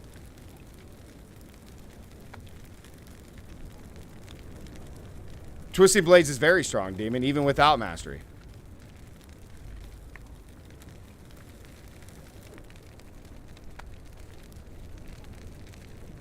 I don't want people to take away that, like, I'm hating on these builds. I want both the classes to be good. I want them to be good. It's just the progression through the game. If the progression through the game is harder for Druid and Barbarian, it's like, why would you play those classes? Like, you can't compare them to the other ones if all the other classes are just better. The Mastery gives you a huge buff. Which one? The one Mastery allows me to attack infinitely, but you're just dashing around. The other one is combo points, which is strong.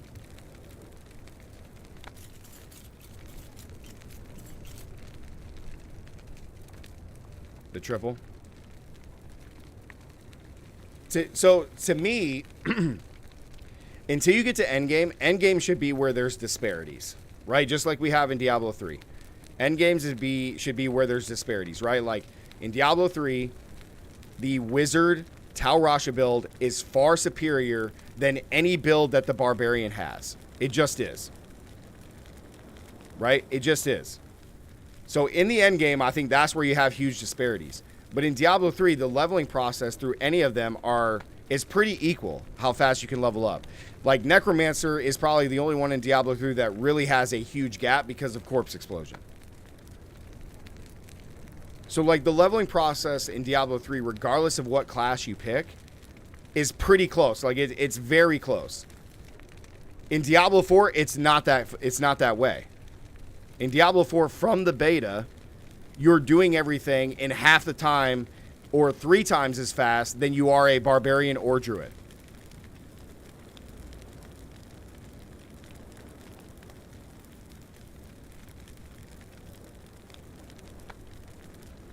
Twister druid. There's a Oh, you mean what is it? The tornado. No, JP. I think we are. I think we're just talking about 2 different things. Because that dev stream was about the end game, but they did mention those changes and the stuff to barbarian and druid. They just didn't talk about it a lot. And that's a huge concern for players because I think all of us collectively were disappointed the fact that, like for me personally, druid was just garbage. Druid was absolutely garbage. Barbarian, huge disappointment. Barbarian was only slightly better than druid. I mean, it just...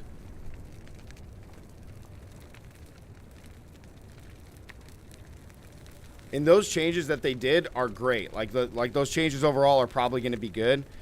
It's just, I don't see how those changes make the barbarian and druid just any better until you get to endgame. Which, again, is a dumb statement because in the endgame, every class should be good. Like, you should be able to get to endgame like, hey... I trucked through the mud with barbarian, got to endgame, now my barbarian's good. Don't say slightly better. It was. Barbarian was slightly better than druid in the beta. 100%. Yeah, because if you go look, so Rob, who is a part of Max Roll, he has a video at level 25 of the barbarian where he critted for 300,000 damage. And he was using the upheave. He was using the upheave ability. For him to crit for 300,000 damage, he had to have almost best in slot in every gear slot. And he's in the video, he had everything leveled up to level 4. That's just to do that. And again, like, okay, at level 25, he was able to accomplish that. That's great. But at level 25, as soon as we get there, from the beta, the wizard, the rogue, and the necromancer are doing way faster and way more damage as a whole without any gear.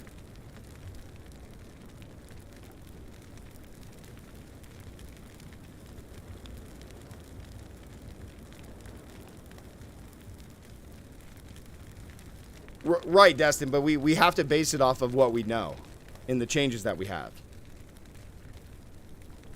30 million Bone Spear crits in endgame for Necro? Sure, I bet you it is.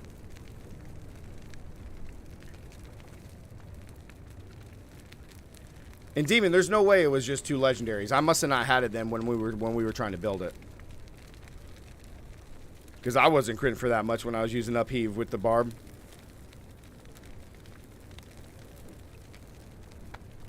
Demon is a barb mate? No, he's not. He's not. He just had the best experience playing it during the beta. But I'm throwing it lower than.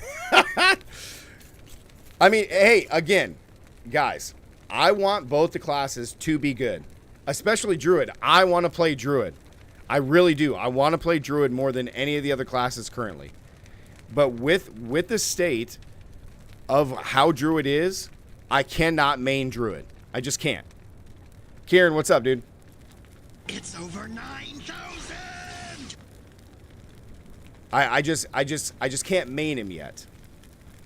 Now, that change that they did where they gave the Druid, the companions, a huge buff, like, that's great. I hope that it makes Druid so much better, especially to play in the mid-game, like, after you hit 25. You get companions at 15, but, like, I hope that it accelerates that process.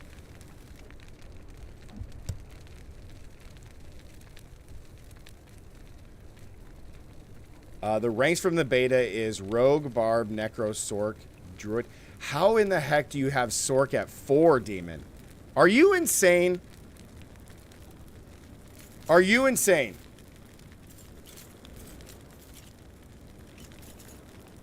Druid number 10. Yeah, Druid by far was the worst. It's not even a competition.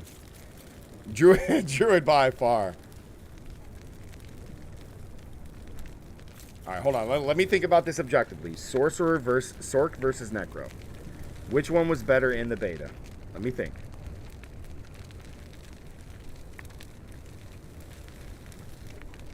Give me a moment.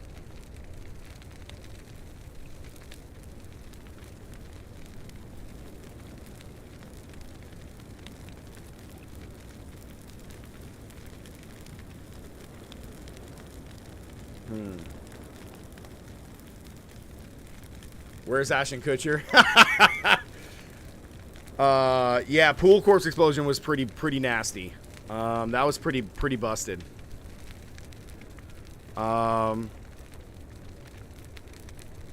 Because the pet build that we made with corpse explosion was nasty. Okay, I'm gonna agree with Demon on that. I'm gonna agree with Demon on that. I'm gonna give the edge to Necro over Sork. Rogue is definitely number 1. Yeah, Chain Lightning was pretty nuts. But that's what I'm thinking about. I'm trying to compare Chain Lightning and Hydra because that was the best Sork build versus any of the stuff that we saw from Necro.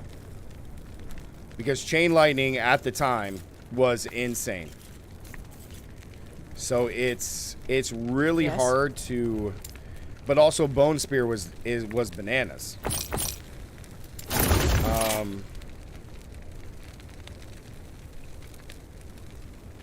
No, I think it'd be the other way around, Demon. I think Chain Lightning is good for bosses, but it's worse against trash. Because the whole point of Chain is to get that bonus damage each time it bounces off you, so if you only have one target, it does more damage. Amira, what's up?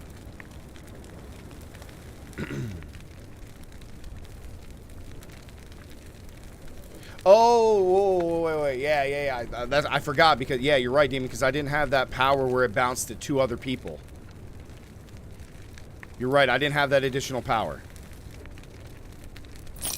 But I still think that it's very good against bosses, 100%.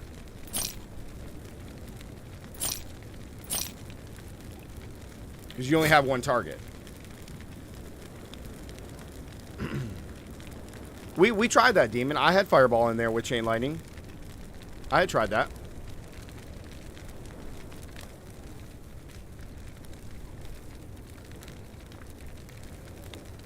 Yeah, Beast Wizzy, it's tough. They're both really close.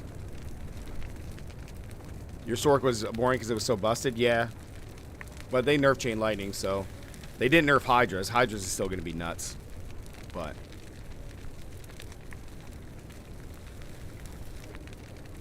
yeah, but you don't get uniques until you hit Torment, so... And I like that the drop rates are low, and you're going to find some legendaries in the first 2 modes, but you're not going to find nearly as many until you get to Nightmare mode. I love that. I think that's good.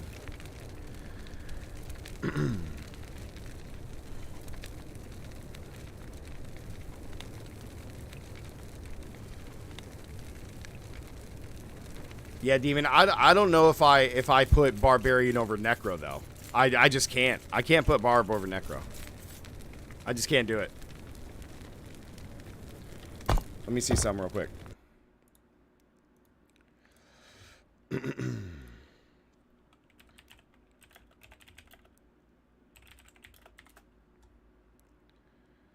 Okay, 395. This is upheave with Rob. I wanted to stay awake. This is upheave with Rob. So he critted for 359,000 right there. 350.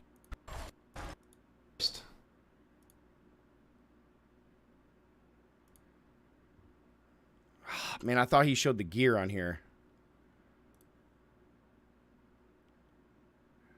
Okay, here's Rob. Yeah, yeah.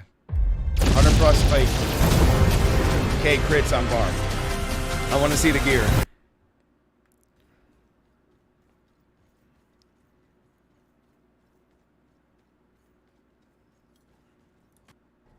Oh, that's the dungeon. Rob normally... There we go. Hold up. Okay. Now, Demon said that you only need 2 legendary powers. That's it. Demon, me and you are going to fight, bro.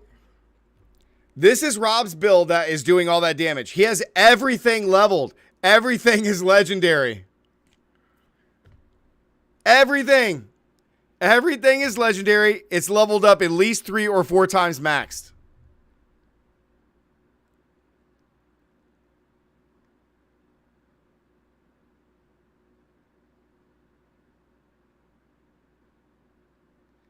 Well, then, Demon, you're going to have to show me come this beta then. You're going to have to show me. With 2 items, nothing legendary except for the 2 items that you need. You're going to have to show it to me. Yeah, but this is the build he's showcasing doing 100,000 plus crits. This is what I'm saying from the beta.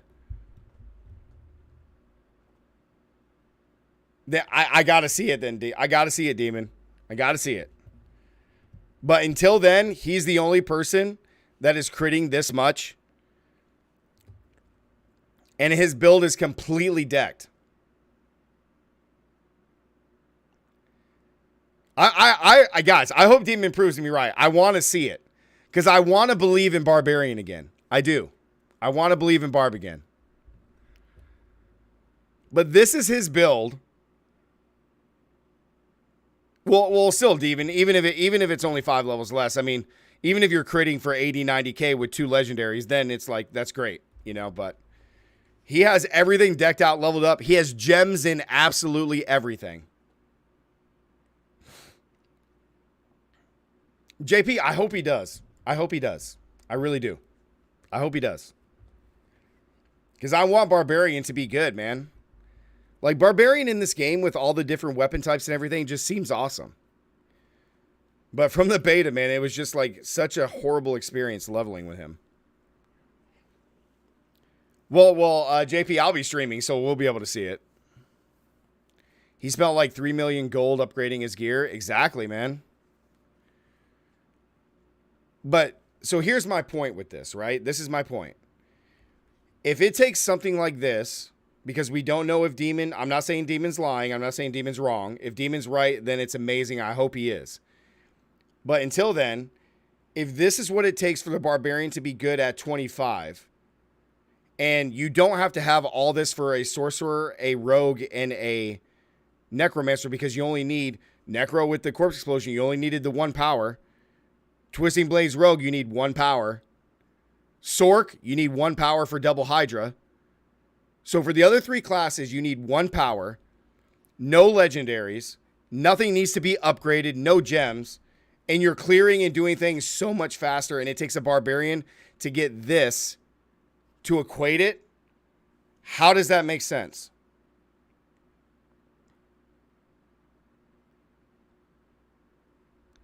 He tunnels, so I have to. Demon, he goes, what damage do you want me to do? I don't care what damage you do. You tell me, because you said that you did it with 2 Legos, and you were doing 300K crit with 2 Legos. So it's 5 levels less. What do you think you'd be doing? 100K at least? I don't know.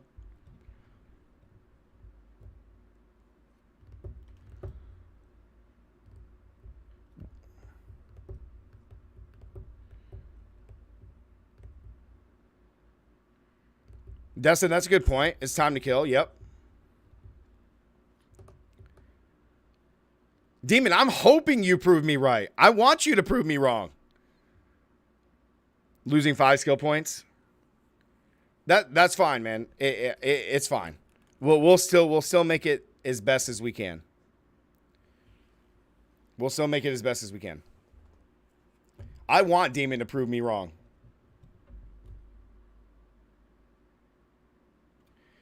Because I hope Demon's typically right about a lot of stuff. So I hope he's right about this. Because what Demon is saying is that he can crit. Let's say it's critting for, if Demon was doing 2 legendary powers, critting for 300k, and only having 2 legendary powers, with no levels up to the gear and no gems at 25. So let's say it's at least over 100k at 20. It's got to be, right? With no levels up to gear or gems. Erratic Knight, what's up?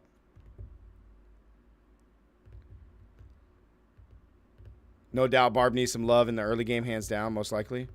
Yeah, I mean, so let's say 80 to 100k if you're critting for that. With just 2 legendary powers, no levels up, no gems. No other legendary powers, because you said you only needed 2. I hope Demon does it. I hope so. But with that to the side, my point is that it took the barbarian this much to have a good build at 25, where it took all the other classes nothing. You know what I'm gonna make? A pulverized build? Dude, do it. I hope so. We had a pulverized build, it just wasn't that strong.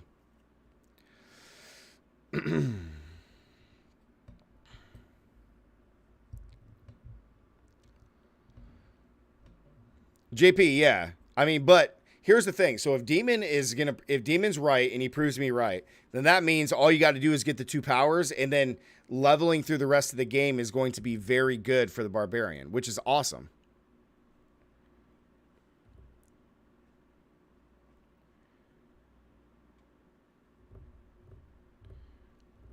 Now, okay, Demon, if that's the way we're going to categorize it, then yeah, I would put Rogue first. If you're saying that every character in the beta at 25 is geared like this, then yeah, Rogue is 100% first. Barbarian could be second. And then, yeah, Necro third, Sorcerer fourth, and then Druid last. I would agree with your list. I'm still iffy. I almost want to swap Necro and Sorcerer, though. Because I've seen the bit, like, critting for 300k is insane. He doesn't want to admit it. I'm still iffy on it because I feel like the Sorcerer and the Necro are just so strong. If they were fully geared, it's hard to say. But I'll agree with your list. If everybody's completely built and Barb is critting for 300k, then yeah, he'd have to be second because bosses would just deteriorate, just get vaporized. Well, Paco, that's going to be a hard question because from the dev stream we just saw, there's so many things that are going to affect your end game build. So many things.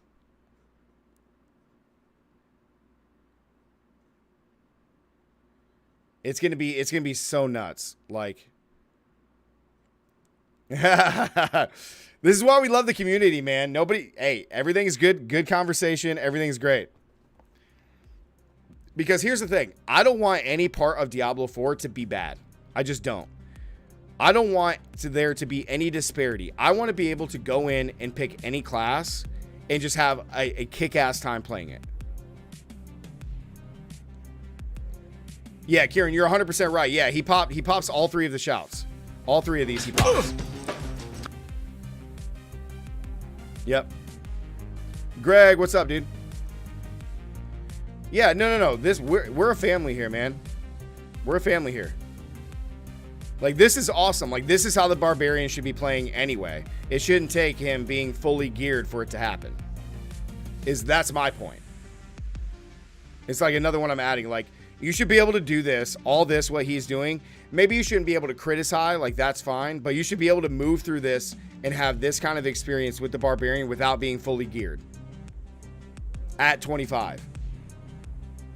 You just should. You just should. Like that should just be the case.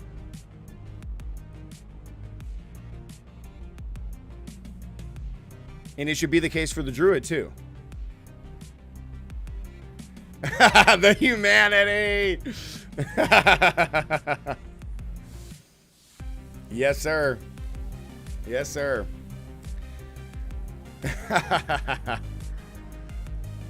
Yeah, we discussed a lot of stuff, man. We had the same thing on who was stronger the other day in Diablo in DBZ. Yeah, I mean, Gohan is, but I still hate it. I still hate it. So, but yeah. So guys, let's put all that to the side. Let's talk about the final notes and everything from the dev stream.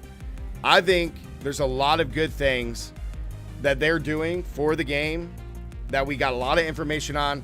Although I think some of the questions were, some of them I didn't care about or that we really needed to know. Some were very good. But man, Nightmare Dungeons look amazing, right? Nightmare Dungeons look amazing. All that seems great. The world tier stuff is amazing. I really like that. The gear and the drop rates don't seem overwhelming or a lot. I like that they're locking behind the different tiers for more. So like once you hit Nightmare, you're going to get more legendaries. Once you hit Torment, you're going to get more uniques. Or excuse me, you don't even unlock uniques until you get to Nightmare or Torment. So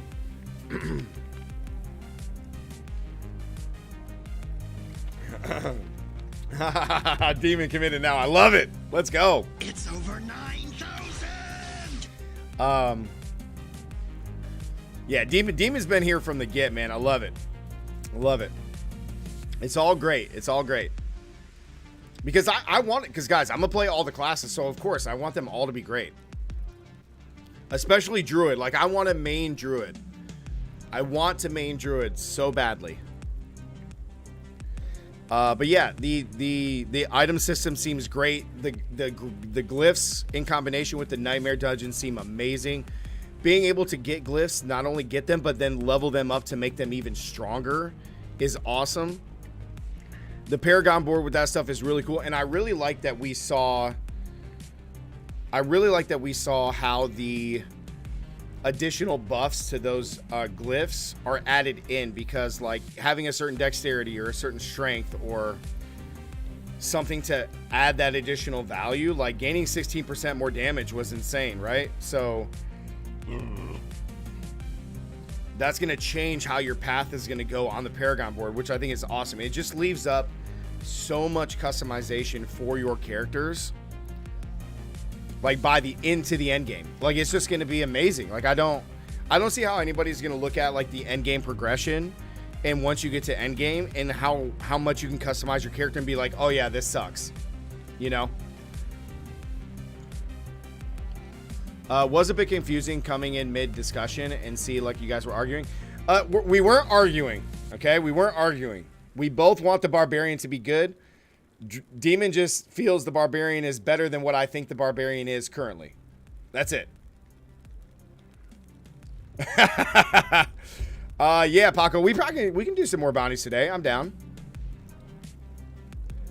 Let's put a penalty on this bet. This bet, if I prove it, you start Druid at launch.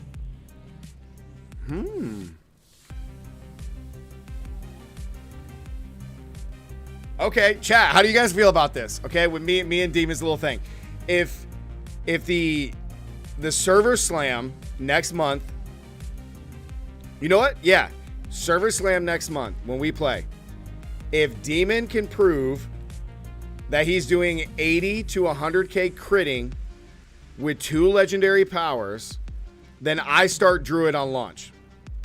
That's what he's proposing. What do you guys think? What do you guys think? Sounds good? But what happens if Demon doesn't prove it?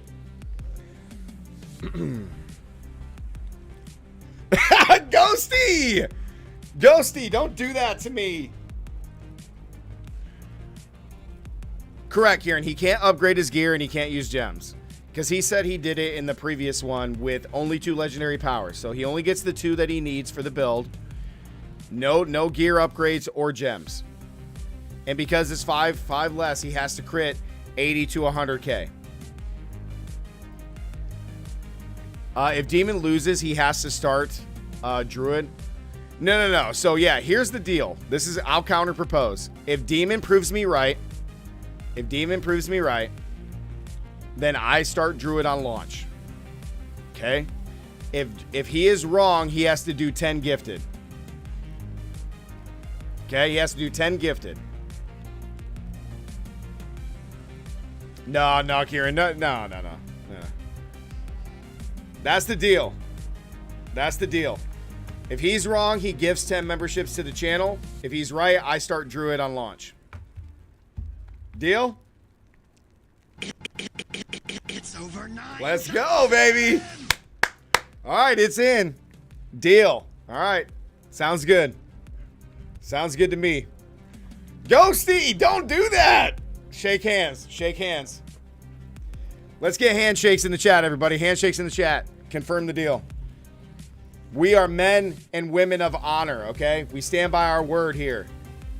Okay? Paco, what the heck, man?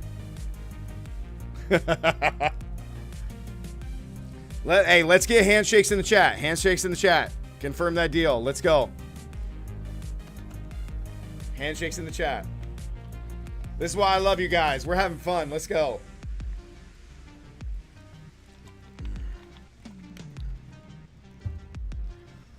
And hey, yo, that Server Slam reveal was insane. That Server Slam reveal was awesome. You can't wait for the stream around level 20. I don't do any damage. Druid is awful. Fist bump, yep.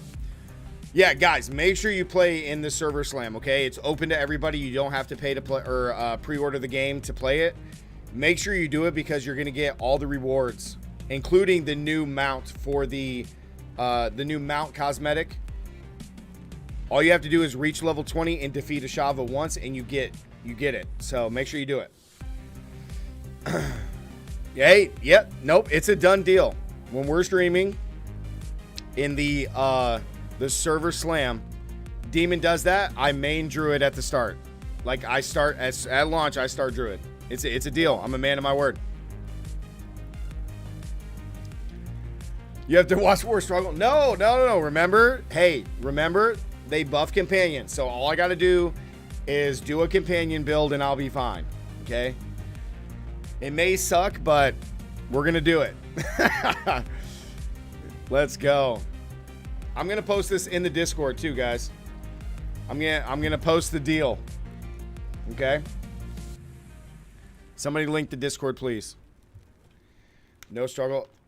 I hope, like, so the companion, so here's the thing. That's another thing I wish they would have answered is I wish they would have talked more about the buffs. Like, all they really talked about was the, that 10% damage reduction to the barbarian, but I wish they would have been, like, maybe they didn't have to give the exact number, but it would have been great to have a little bit more clarity on how much of a jump the damage was going to be for your companions, because that's the only real buff that the Druid got. Because the ultimate cooldown is fine, whatever, but the damage increase to the companions is huge. Like, I want to know how much it is. It says it's a great damage increase, but I want to know. Because at 15 is when you think you Ghosty. 15 is when you get it. Jackal, you know, to be honest, and maybe that's their whole thing. Maybe Blizzard's like, all right, leveling until you get to the late mid game, and then the late game is going to be tough on Druid and Barbarian, maybe. But in the end game, they're going to be so much better than the other ones. Like when you're in full build, all that stuff, and that can be great too, you know. I hope so. Greg, be back in an hour if you're still alive. All right, man, Greg, have a great day, brother. It's over. Appreciate you being here. War, this is a win for you because you get either 10 gifts or you get to play Druid that you've been wanting to try. And we end up power leveling your rogue anyways. Yeah, that's true. That's true. Course Necro will still be king. Course Necro is going to be strong. They're just gonna make it harder to get that power, that blood spirit power. Oh yeah, we gotta have a condition on it. So Yeah, so if you don't get the power, so what you have to do, Demon, is play. You got to start in the beta. You got to play just Barb. You can't play anything else. Yeah, absolutely. Yeah, because we want to test it. That's the other thing, guys, with the server slam. Because we've already played everything. Maybe, you know what? Maybe I'll actually, on the server slam, maybe I'll play Druid during server slam just to see what that big buff is for the Druid. Like, see how big of a buff that yep, I'm going to have to play Druid. I'm going to have to play Druid during the server slam so that way I can really get a feel out just in case if I end up losing this. I mean, but yeah, oh yeah, I'm glad you guys mentioned that. That was the biggest thing that they didn't really touch on in that dev stream, is that they mentioned that you can trade items, but they did not go into like specifics about it.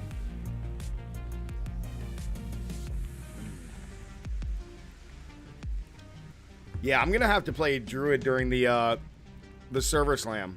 Shit. Just so I can map out like how I'm gonna have to navigate this Druid if a demon just like crits for 100k. Yeah, Beast Wizzy, during the beta we were able to trade some items, but some items when we were partied up that dropped, they just instantly were account bound, so I'm not really sure what items are gonna be tradable or not. So, and that was something that I really wish they would have asked in there, because they mentioned in the end game you're going to be able to trade items, which is cool, but you know, are we able to just trade whatever, or are we only able to trade certain things? Because in the beta some things drop and they're just instantly account bound, so I can't trade them. Because we did trade some items, we did, but there was some items we couldn't trade. So I hope that we get to see, because now this is going to be a newer version than what we had in the beta. So I hope that like trading is just open. It's Beast Wizzy, don't you dare do that. Don't you dare do that, okay? Don't do that.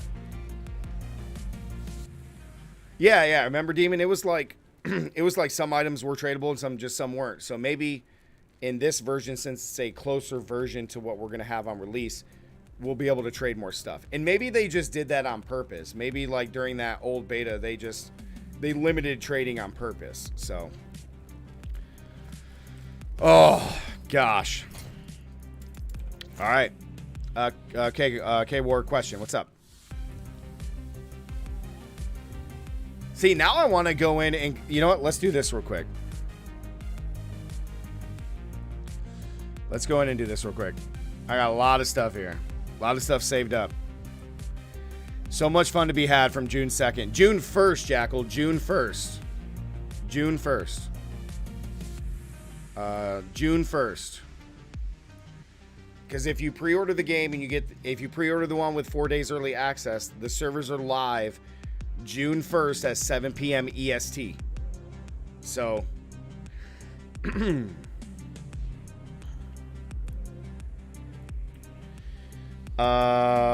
so let's see. Let's back up. Demon, he will need you to do at Beast Wizzy if he wants to clear anything. Demon goes, what if I'm able to do the damage with fully upgraded rares? That will count. No, you can't. You can't fully upgrade anything. You can't level the item up.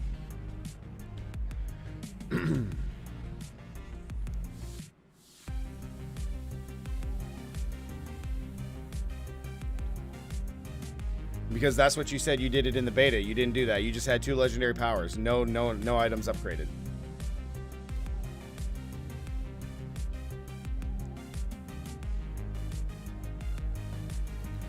Oh, yeah. If you just have all rares and none of them are upgraded and, you know, no gems and you're able to still do it without the legendary powers, then that's fine too. Yeah. Do you remember what the legendary powers you needed for it were? Yeah, Swizzy, that's fine. If you can do it with all rares.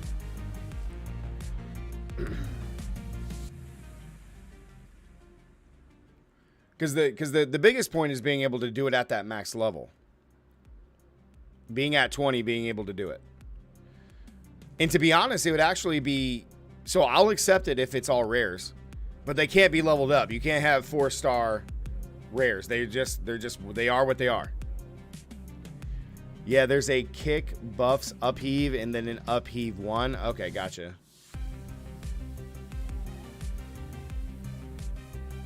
Nah, Swizzy, you can't. That's not part of the deal. So if he does it with all rares, not upgraded, then that's fine. Or he does it with all rares plus the 2 legendary powers, then you're good. Because you can't upgrade any of the gear and you can't use any gems. Because that's what he said he did in the beta. So those are the terms. Oh, you were asking if you could do it with 0 legendaries and upgraded rares? The answer is no. Yeah.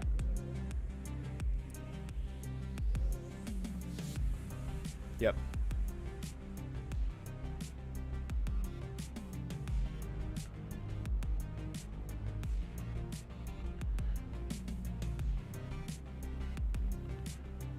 Right. That's what I'm saying. So, yeah, that's counterintuitive to the point I was making with Rob's video. Because even if you didn't have all your gear legendary, but you had everything leveled up to level 4, those things are so much stronger. So, of course, it would be easier. James, what's up, dude?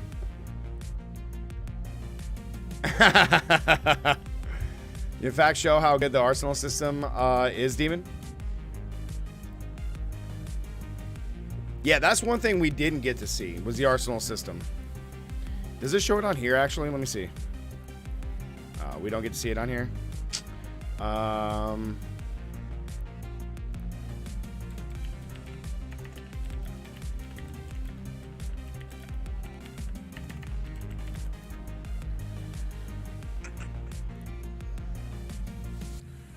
Well, it would show the legendary powers didn't matter. Yeah, but you have upgraded gear, so that's already stronger. We need a whole podcast. Okay, so arsenal system. It's automatically when you hit level 5. The question is, how do you guys remember like how long it would take to upgrade something?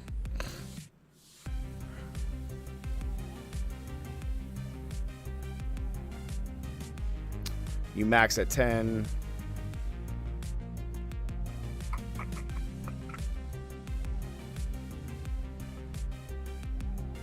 That's nice.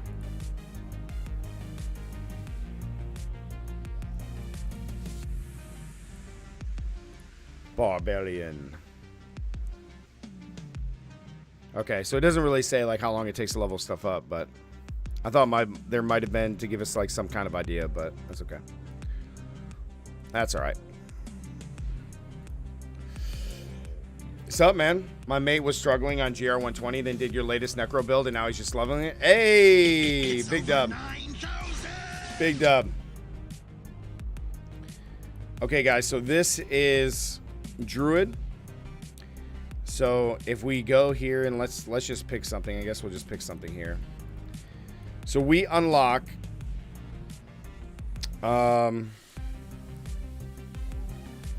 we unlock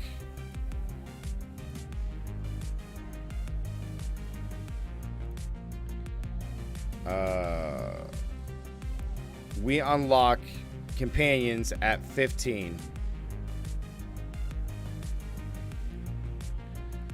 Yeah. Yeah, so we're at 1, 2, 3, 4, 5, 6, 7, 8, 9, 10, 11. Oh, so we're actually at 12. We get it at level 12.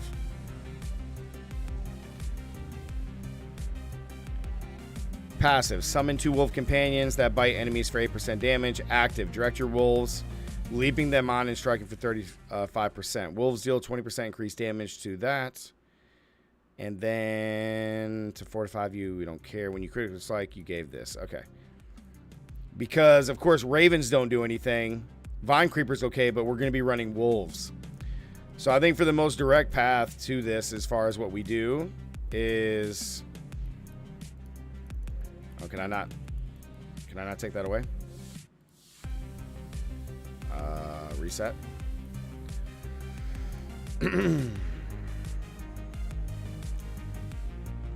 So I guess it doesn't really matter which one of these we take, because we want shred, shapeshifting into a werewolf to perform a trio of combo attacks. We get 30% attack speed and heals, and then we do primal shred, which gives us a third attack, perform a dash. In addition, our crit strike damage goes up. We gain 3% movement speed in werewolf mode. That's actually kind of cool. So I guess maybe shapeshift into a werewolf and claw. Applies 20 poisoning. So we're basically going to be leaning on that poison build, guys. So we do this, then we come down and grab this. Then we could grab crit strike. And then we could grab this. We would need, I don't think we need bloody howl. We don't need debilitating roar. I think you almost have to take this. This is like the best defensive thing that they have. Wait a second. Oh, actually, we would probably take... Actually, we would take Cyclone Armor so that way we can stun. Because we deal more damage with our wolves when they're stunned.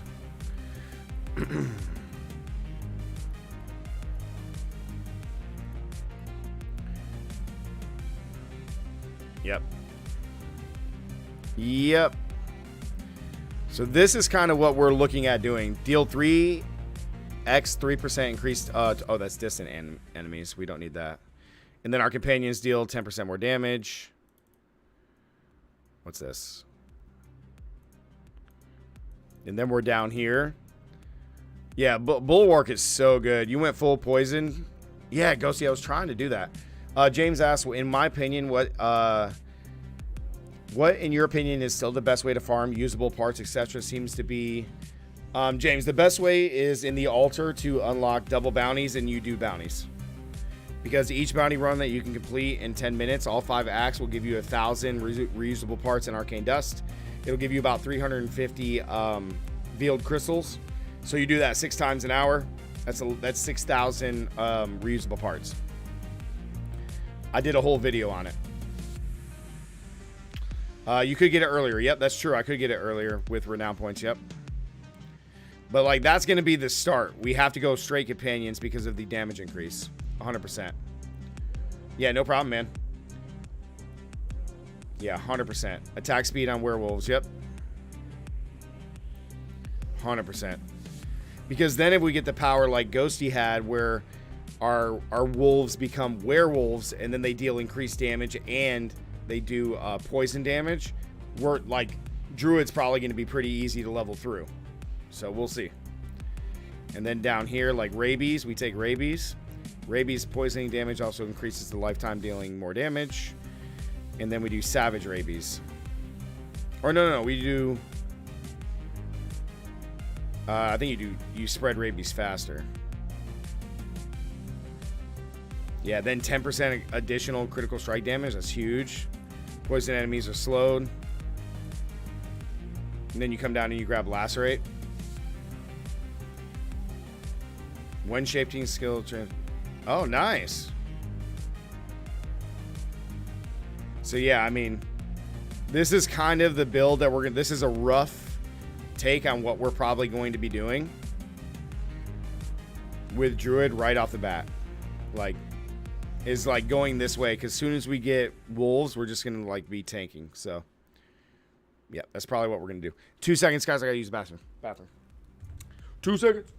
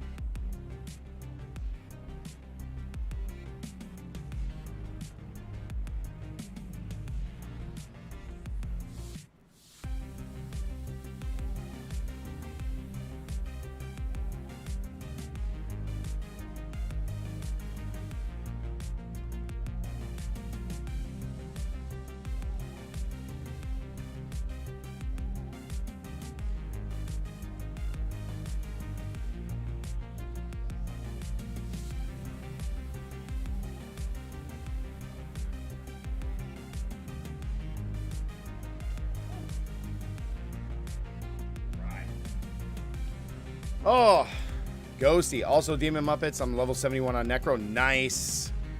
Yeah, Ghosty, you saw, you didn't get to see, but we, my guy's level 20, and we were doing empowered rifts at Corruption 104. So in 2 echoes, my character went from 1 to 20. Jackal did a full poison build and had no problems at all. Yeah, but the issue with that build is you got to get that, that poison power. Poison power, yep.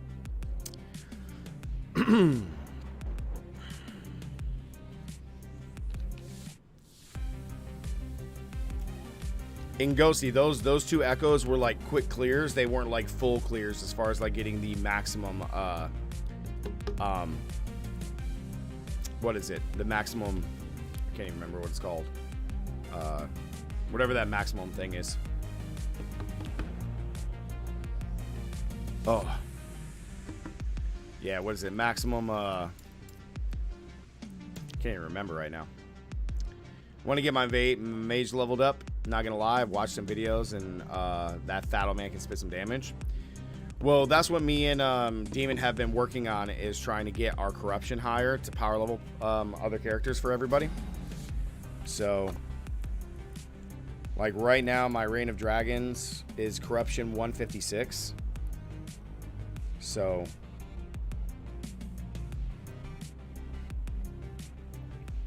what is it called? Can't remember what that word's called. My stability, yeah. So we were the two echoes that we did last night with Demon we weren't full clearing the echoes. We weren't getting the max stability. So if we did that, then I probably might have had a little bit more levels. And then today, right before the dev stream, we did one of these at Corruption 154, and he had his character, his mage, that was 12, and he gained 3 levels from just a quick echo. Like, we just ran through and got to the boss, and that was it. We didn't even full clear, and he gained 3 levels. So I think if we were to full clear stuff, like each echo that we did, obviously you'd get more levels out of it per echo, which is probably the better idea to do. But we've been trying to get our corruption to like 300 to really power level characters. So haven't played this game yet. How does it compare to Diablo, if at all? It is a very good game, Chris. Welcome to the stream for Diablo 3. If you like Diablo 3, you're going to love this game. You're going to love this game. Yeah, this is a bridge between Path of Exile and Diablo. 100%. War, are we still getting Friday stream, or is this like the Friday stream? No, we're just still on schedule to do our Friday stream, guys. That is not changing. Today was just the dev stream, and I just want to talk to you guys about all the stuff from the dev stream. And then we got into a big, huge competition, which I'm going to post in the Discord, which will be sweet for everybody. But yeah, so we're just talking about that because I'm actually going to get off here in just a minute, and I'm going to go over. I got dinner plans and stuff going on, so I'm going to go do that. I may actually come back, guys, and just do another stream. I may fire it up again, and we just like grind out the rest of the night. But I got dinner plans and stuff I got to go do, and I got to watch some shows, man. I got to catch up. I got to watch The Mandalorian. We got one more episode of Mandalorian to catch up. I've been watching Shadow and Bone. I don't know if you guys have ever watched that, but it's like crazy. Super cool show. So I got a few of those to watch, man. So I may come back and kick up the live stream again, guys, for a few hours, and just play, maybe. So Mandalorian finale was mid. Oh, Andre, don't tell me that. But yeah, so we may fire it back up tonight. I'll let you guys know. I'll post it in the Discord and stuff. Took a look at Rabbit Hole TV show. Pretty good. Nice. But yeah, Swizzy, yeah. Everything as far as our schedules for our streams are always going to be there. Unless something really happens and I got to do something else to take them away. So everything is still going to stay on schedule. Any additional bonus streams we have like this are just going to be extra. So yeah. Yeah, man, Demon, I appreciate you, brother. Yeah, guys, so I'm going to hop off. I'm going to go do dinner and all that good stuff. And I may come back on later, or I might just play off screen. So if you guys are a part of the Discord, chat up in there. If I don't end up streaming, guys, and I just come back and I'm going to play like Diablo or play some Last Epoch, I will post in the looking for group in the corresponding game, the Last Epoch looking for group or the Diablo 3 looking for group. So make sure that you are part of the Discord. I will post in there. So if I am going to play, you guys we can join up and do some group runs, bounties, monoliths, all that good stuff. So be on the lookout for that. Somebody just linked the, I have to post it in there. Yeah, so make sure if you're not a part of the Discord, make sure you get in there. Make sure you get in there. But yeah, guys, final thoughts. What are you guys' final thoughts on the dev stream and some of the end game stuff that's coming? Some of the stuff they talked about. I just want to get your guys' final thoughts real quick before we sign off. Because overall, as a whole, I really enjoy it. I think all the stuff they talked about was really good, minus a few questions that I wish could have been a little better. But the end game as a whole seems amazing. The end game just seems like there's going to be so much to do, whether you're PvPing, you're doing dungeons and nightmare dungeons, you're fighting world bosses, you're doing what is it called, the because I said it wrong earlier, the world event where you get the embers. Crap, I forgot what that's called already. God,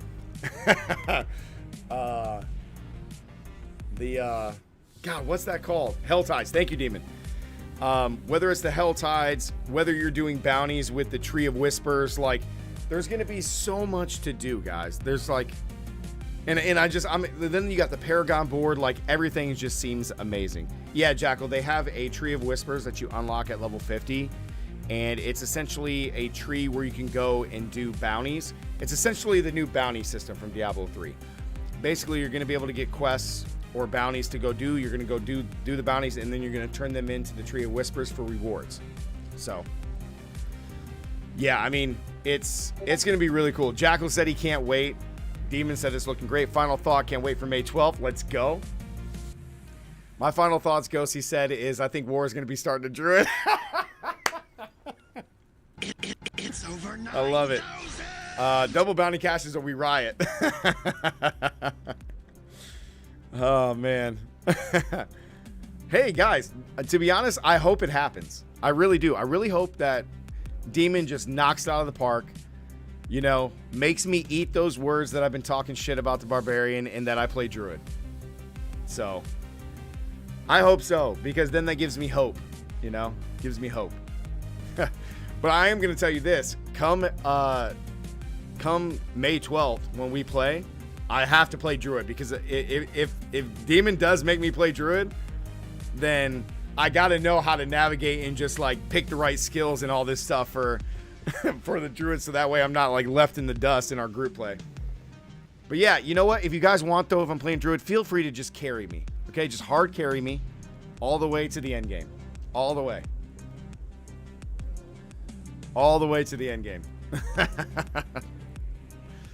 But yeah, guys, I think as a whole, all the stuff that they presented today was good. I do wish that they could have picked some better questions, or some other questions. Like, the ray tracing stuff is just kind of like extra. That could have just been replaced for a better question about other things. I actually really like that the dungeons are naturally resetting after 1 to 2 minutes or 2.5 minutes. So that way you don't actually have to leave the game and just keep going back in. So I think that's cool. Because to be honest, like, if you go through a dungeon, get a bunch of gear, and you go back to town, you sort it up and all this stuff, and then deposit it and re-equip and all this stuff, then the dungeons reset, you just do it again. So the only negative to all that is that you can't farm dungeons super efficiently because you have the delay, which sucks. So you're not able to maximize how many dungeons you can do per hour, which is kind of a bummer, because you got to travel to other dungeons too. So by the time you travel to another one, you could have just waited for the current dungeon to reset. So I still think that's kind of a negative, but it is what it is. The capstone dungeons seem amazing. I really like that they're going to be very hard dungeons to defeat, especially since the reward is getting the next tier level. So I think that's awesome, like your world tier difficulty. So yeah, guys, I think overall, I think it was pretty dang good. Yeah, pretty good, I will say. So yeah, I think that was awesome, man. So yeah, guys, make sure join the Discord. Be active in there, okay? We got a really awesome community, as you guys have all seen today. You guys are awesome. Make sure to be active in there. Again, I will post in the looking for groups if I'm going to be not streaming again tonight, which will be awesome. And then if I am streaming, I will just post in the general chat of the Discord. Otherwise, I will see everybody tomorrow evening, same time, about 6:30, 7 o'clock p.m. EST, which will be sweet. Yes, the horse. Yeah, we're going to try. So if you're a part of the community and you're going to be part of the clan and everything, we're going to try to get everybody to 20 and defeat Ashava. We're going to be able to fight her 9 times. So it took us, what, 4 hours to get a character from 1 to 25 in the last beta. I'm assuming it's going to take us 3 to get there to 20. Should take us no more than 3 hours to get to 20. And then Saturday and Sunday, we'll be able to fight Ashava 9 times, which will be sweet. So anybody who hasn't been playing or this is going to be their first time, we're going to help you guys get to 20. So that way you fight and defeat Ashava and you'll get all the rewards. You'll get the pet, you'll get the other cosmetics, and then you get the brand new horse reward for defeating Ashava this time at level 20. So, but all right, guys, have a great rest of your Thursday. I'm going to get out of here. I'm going to go make some tacos, some homemade tacos, because that is my shit. And, we'll be back tomorrow night for sure, and I'll probably be playing some more tonight, so hopefully you guys are on and just want to play with me. It'll be awesome. So thank you guys so much for today's stream. Thank you guys for all the friendly play, and have a great rest of your day, guys. I'll see everybody tomorrow. Stay for the end screen. There might be some people I'm missing as far as memberships, but I appreciate it. I'll update that as I can. So yeah, I'll see everybody tomorrow. Have a great night, guys. Diablo 4 is going to be amazing. Final words. Have a great day, guys. Stay gaming. Catch you guys later. Peace.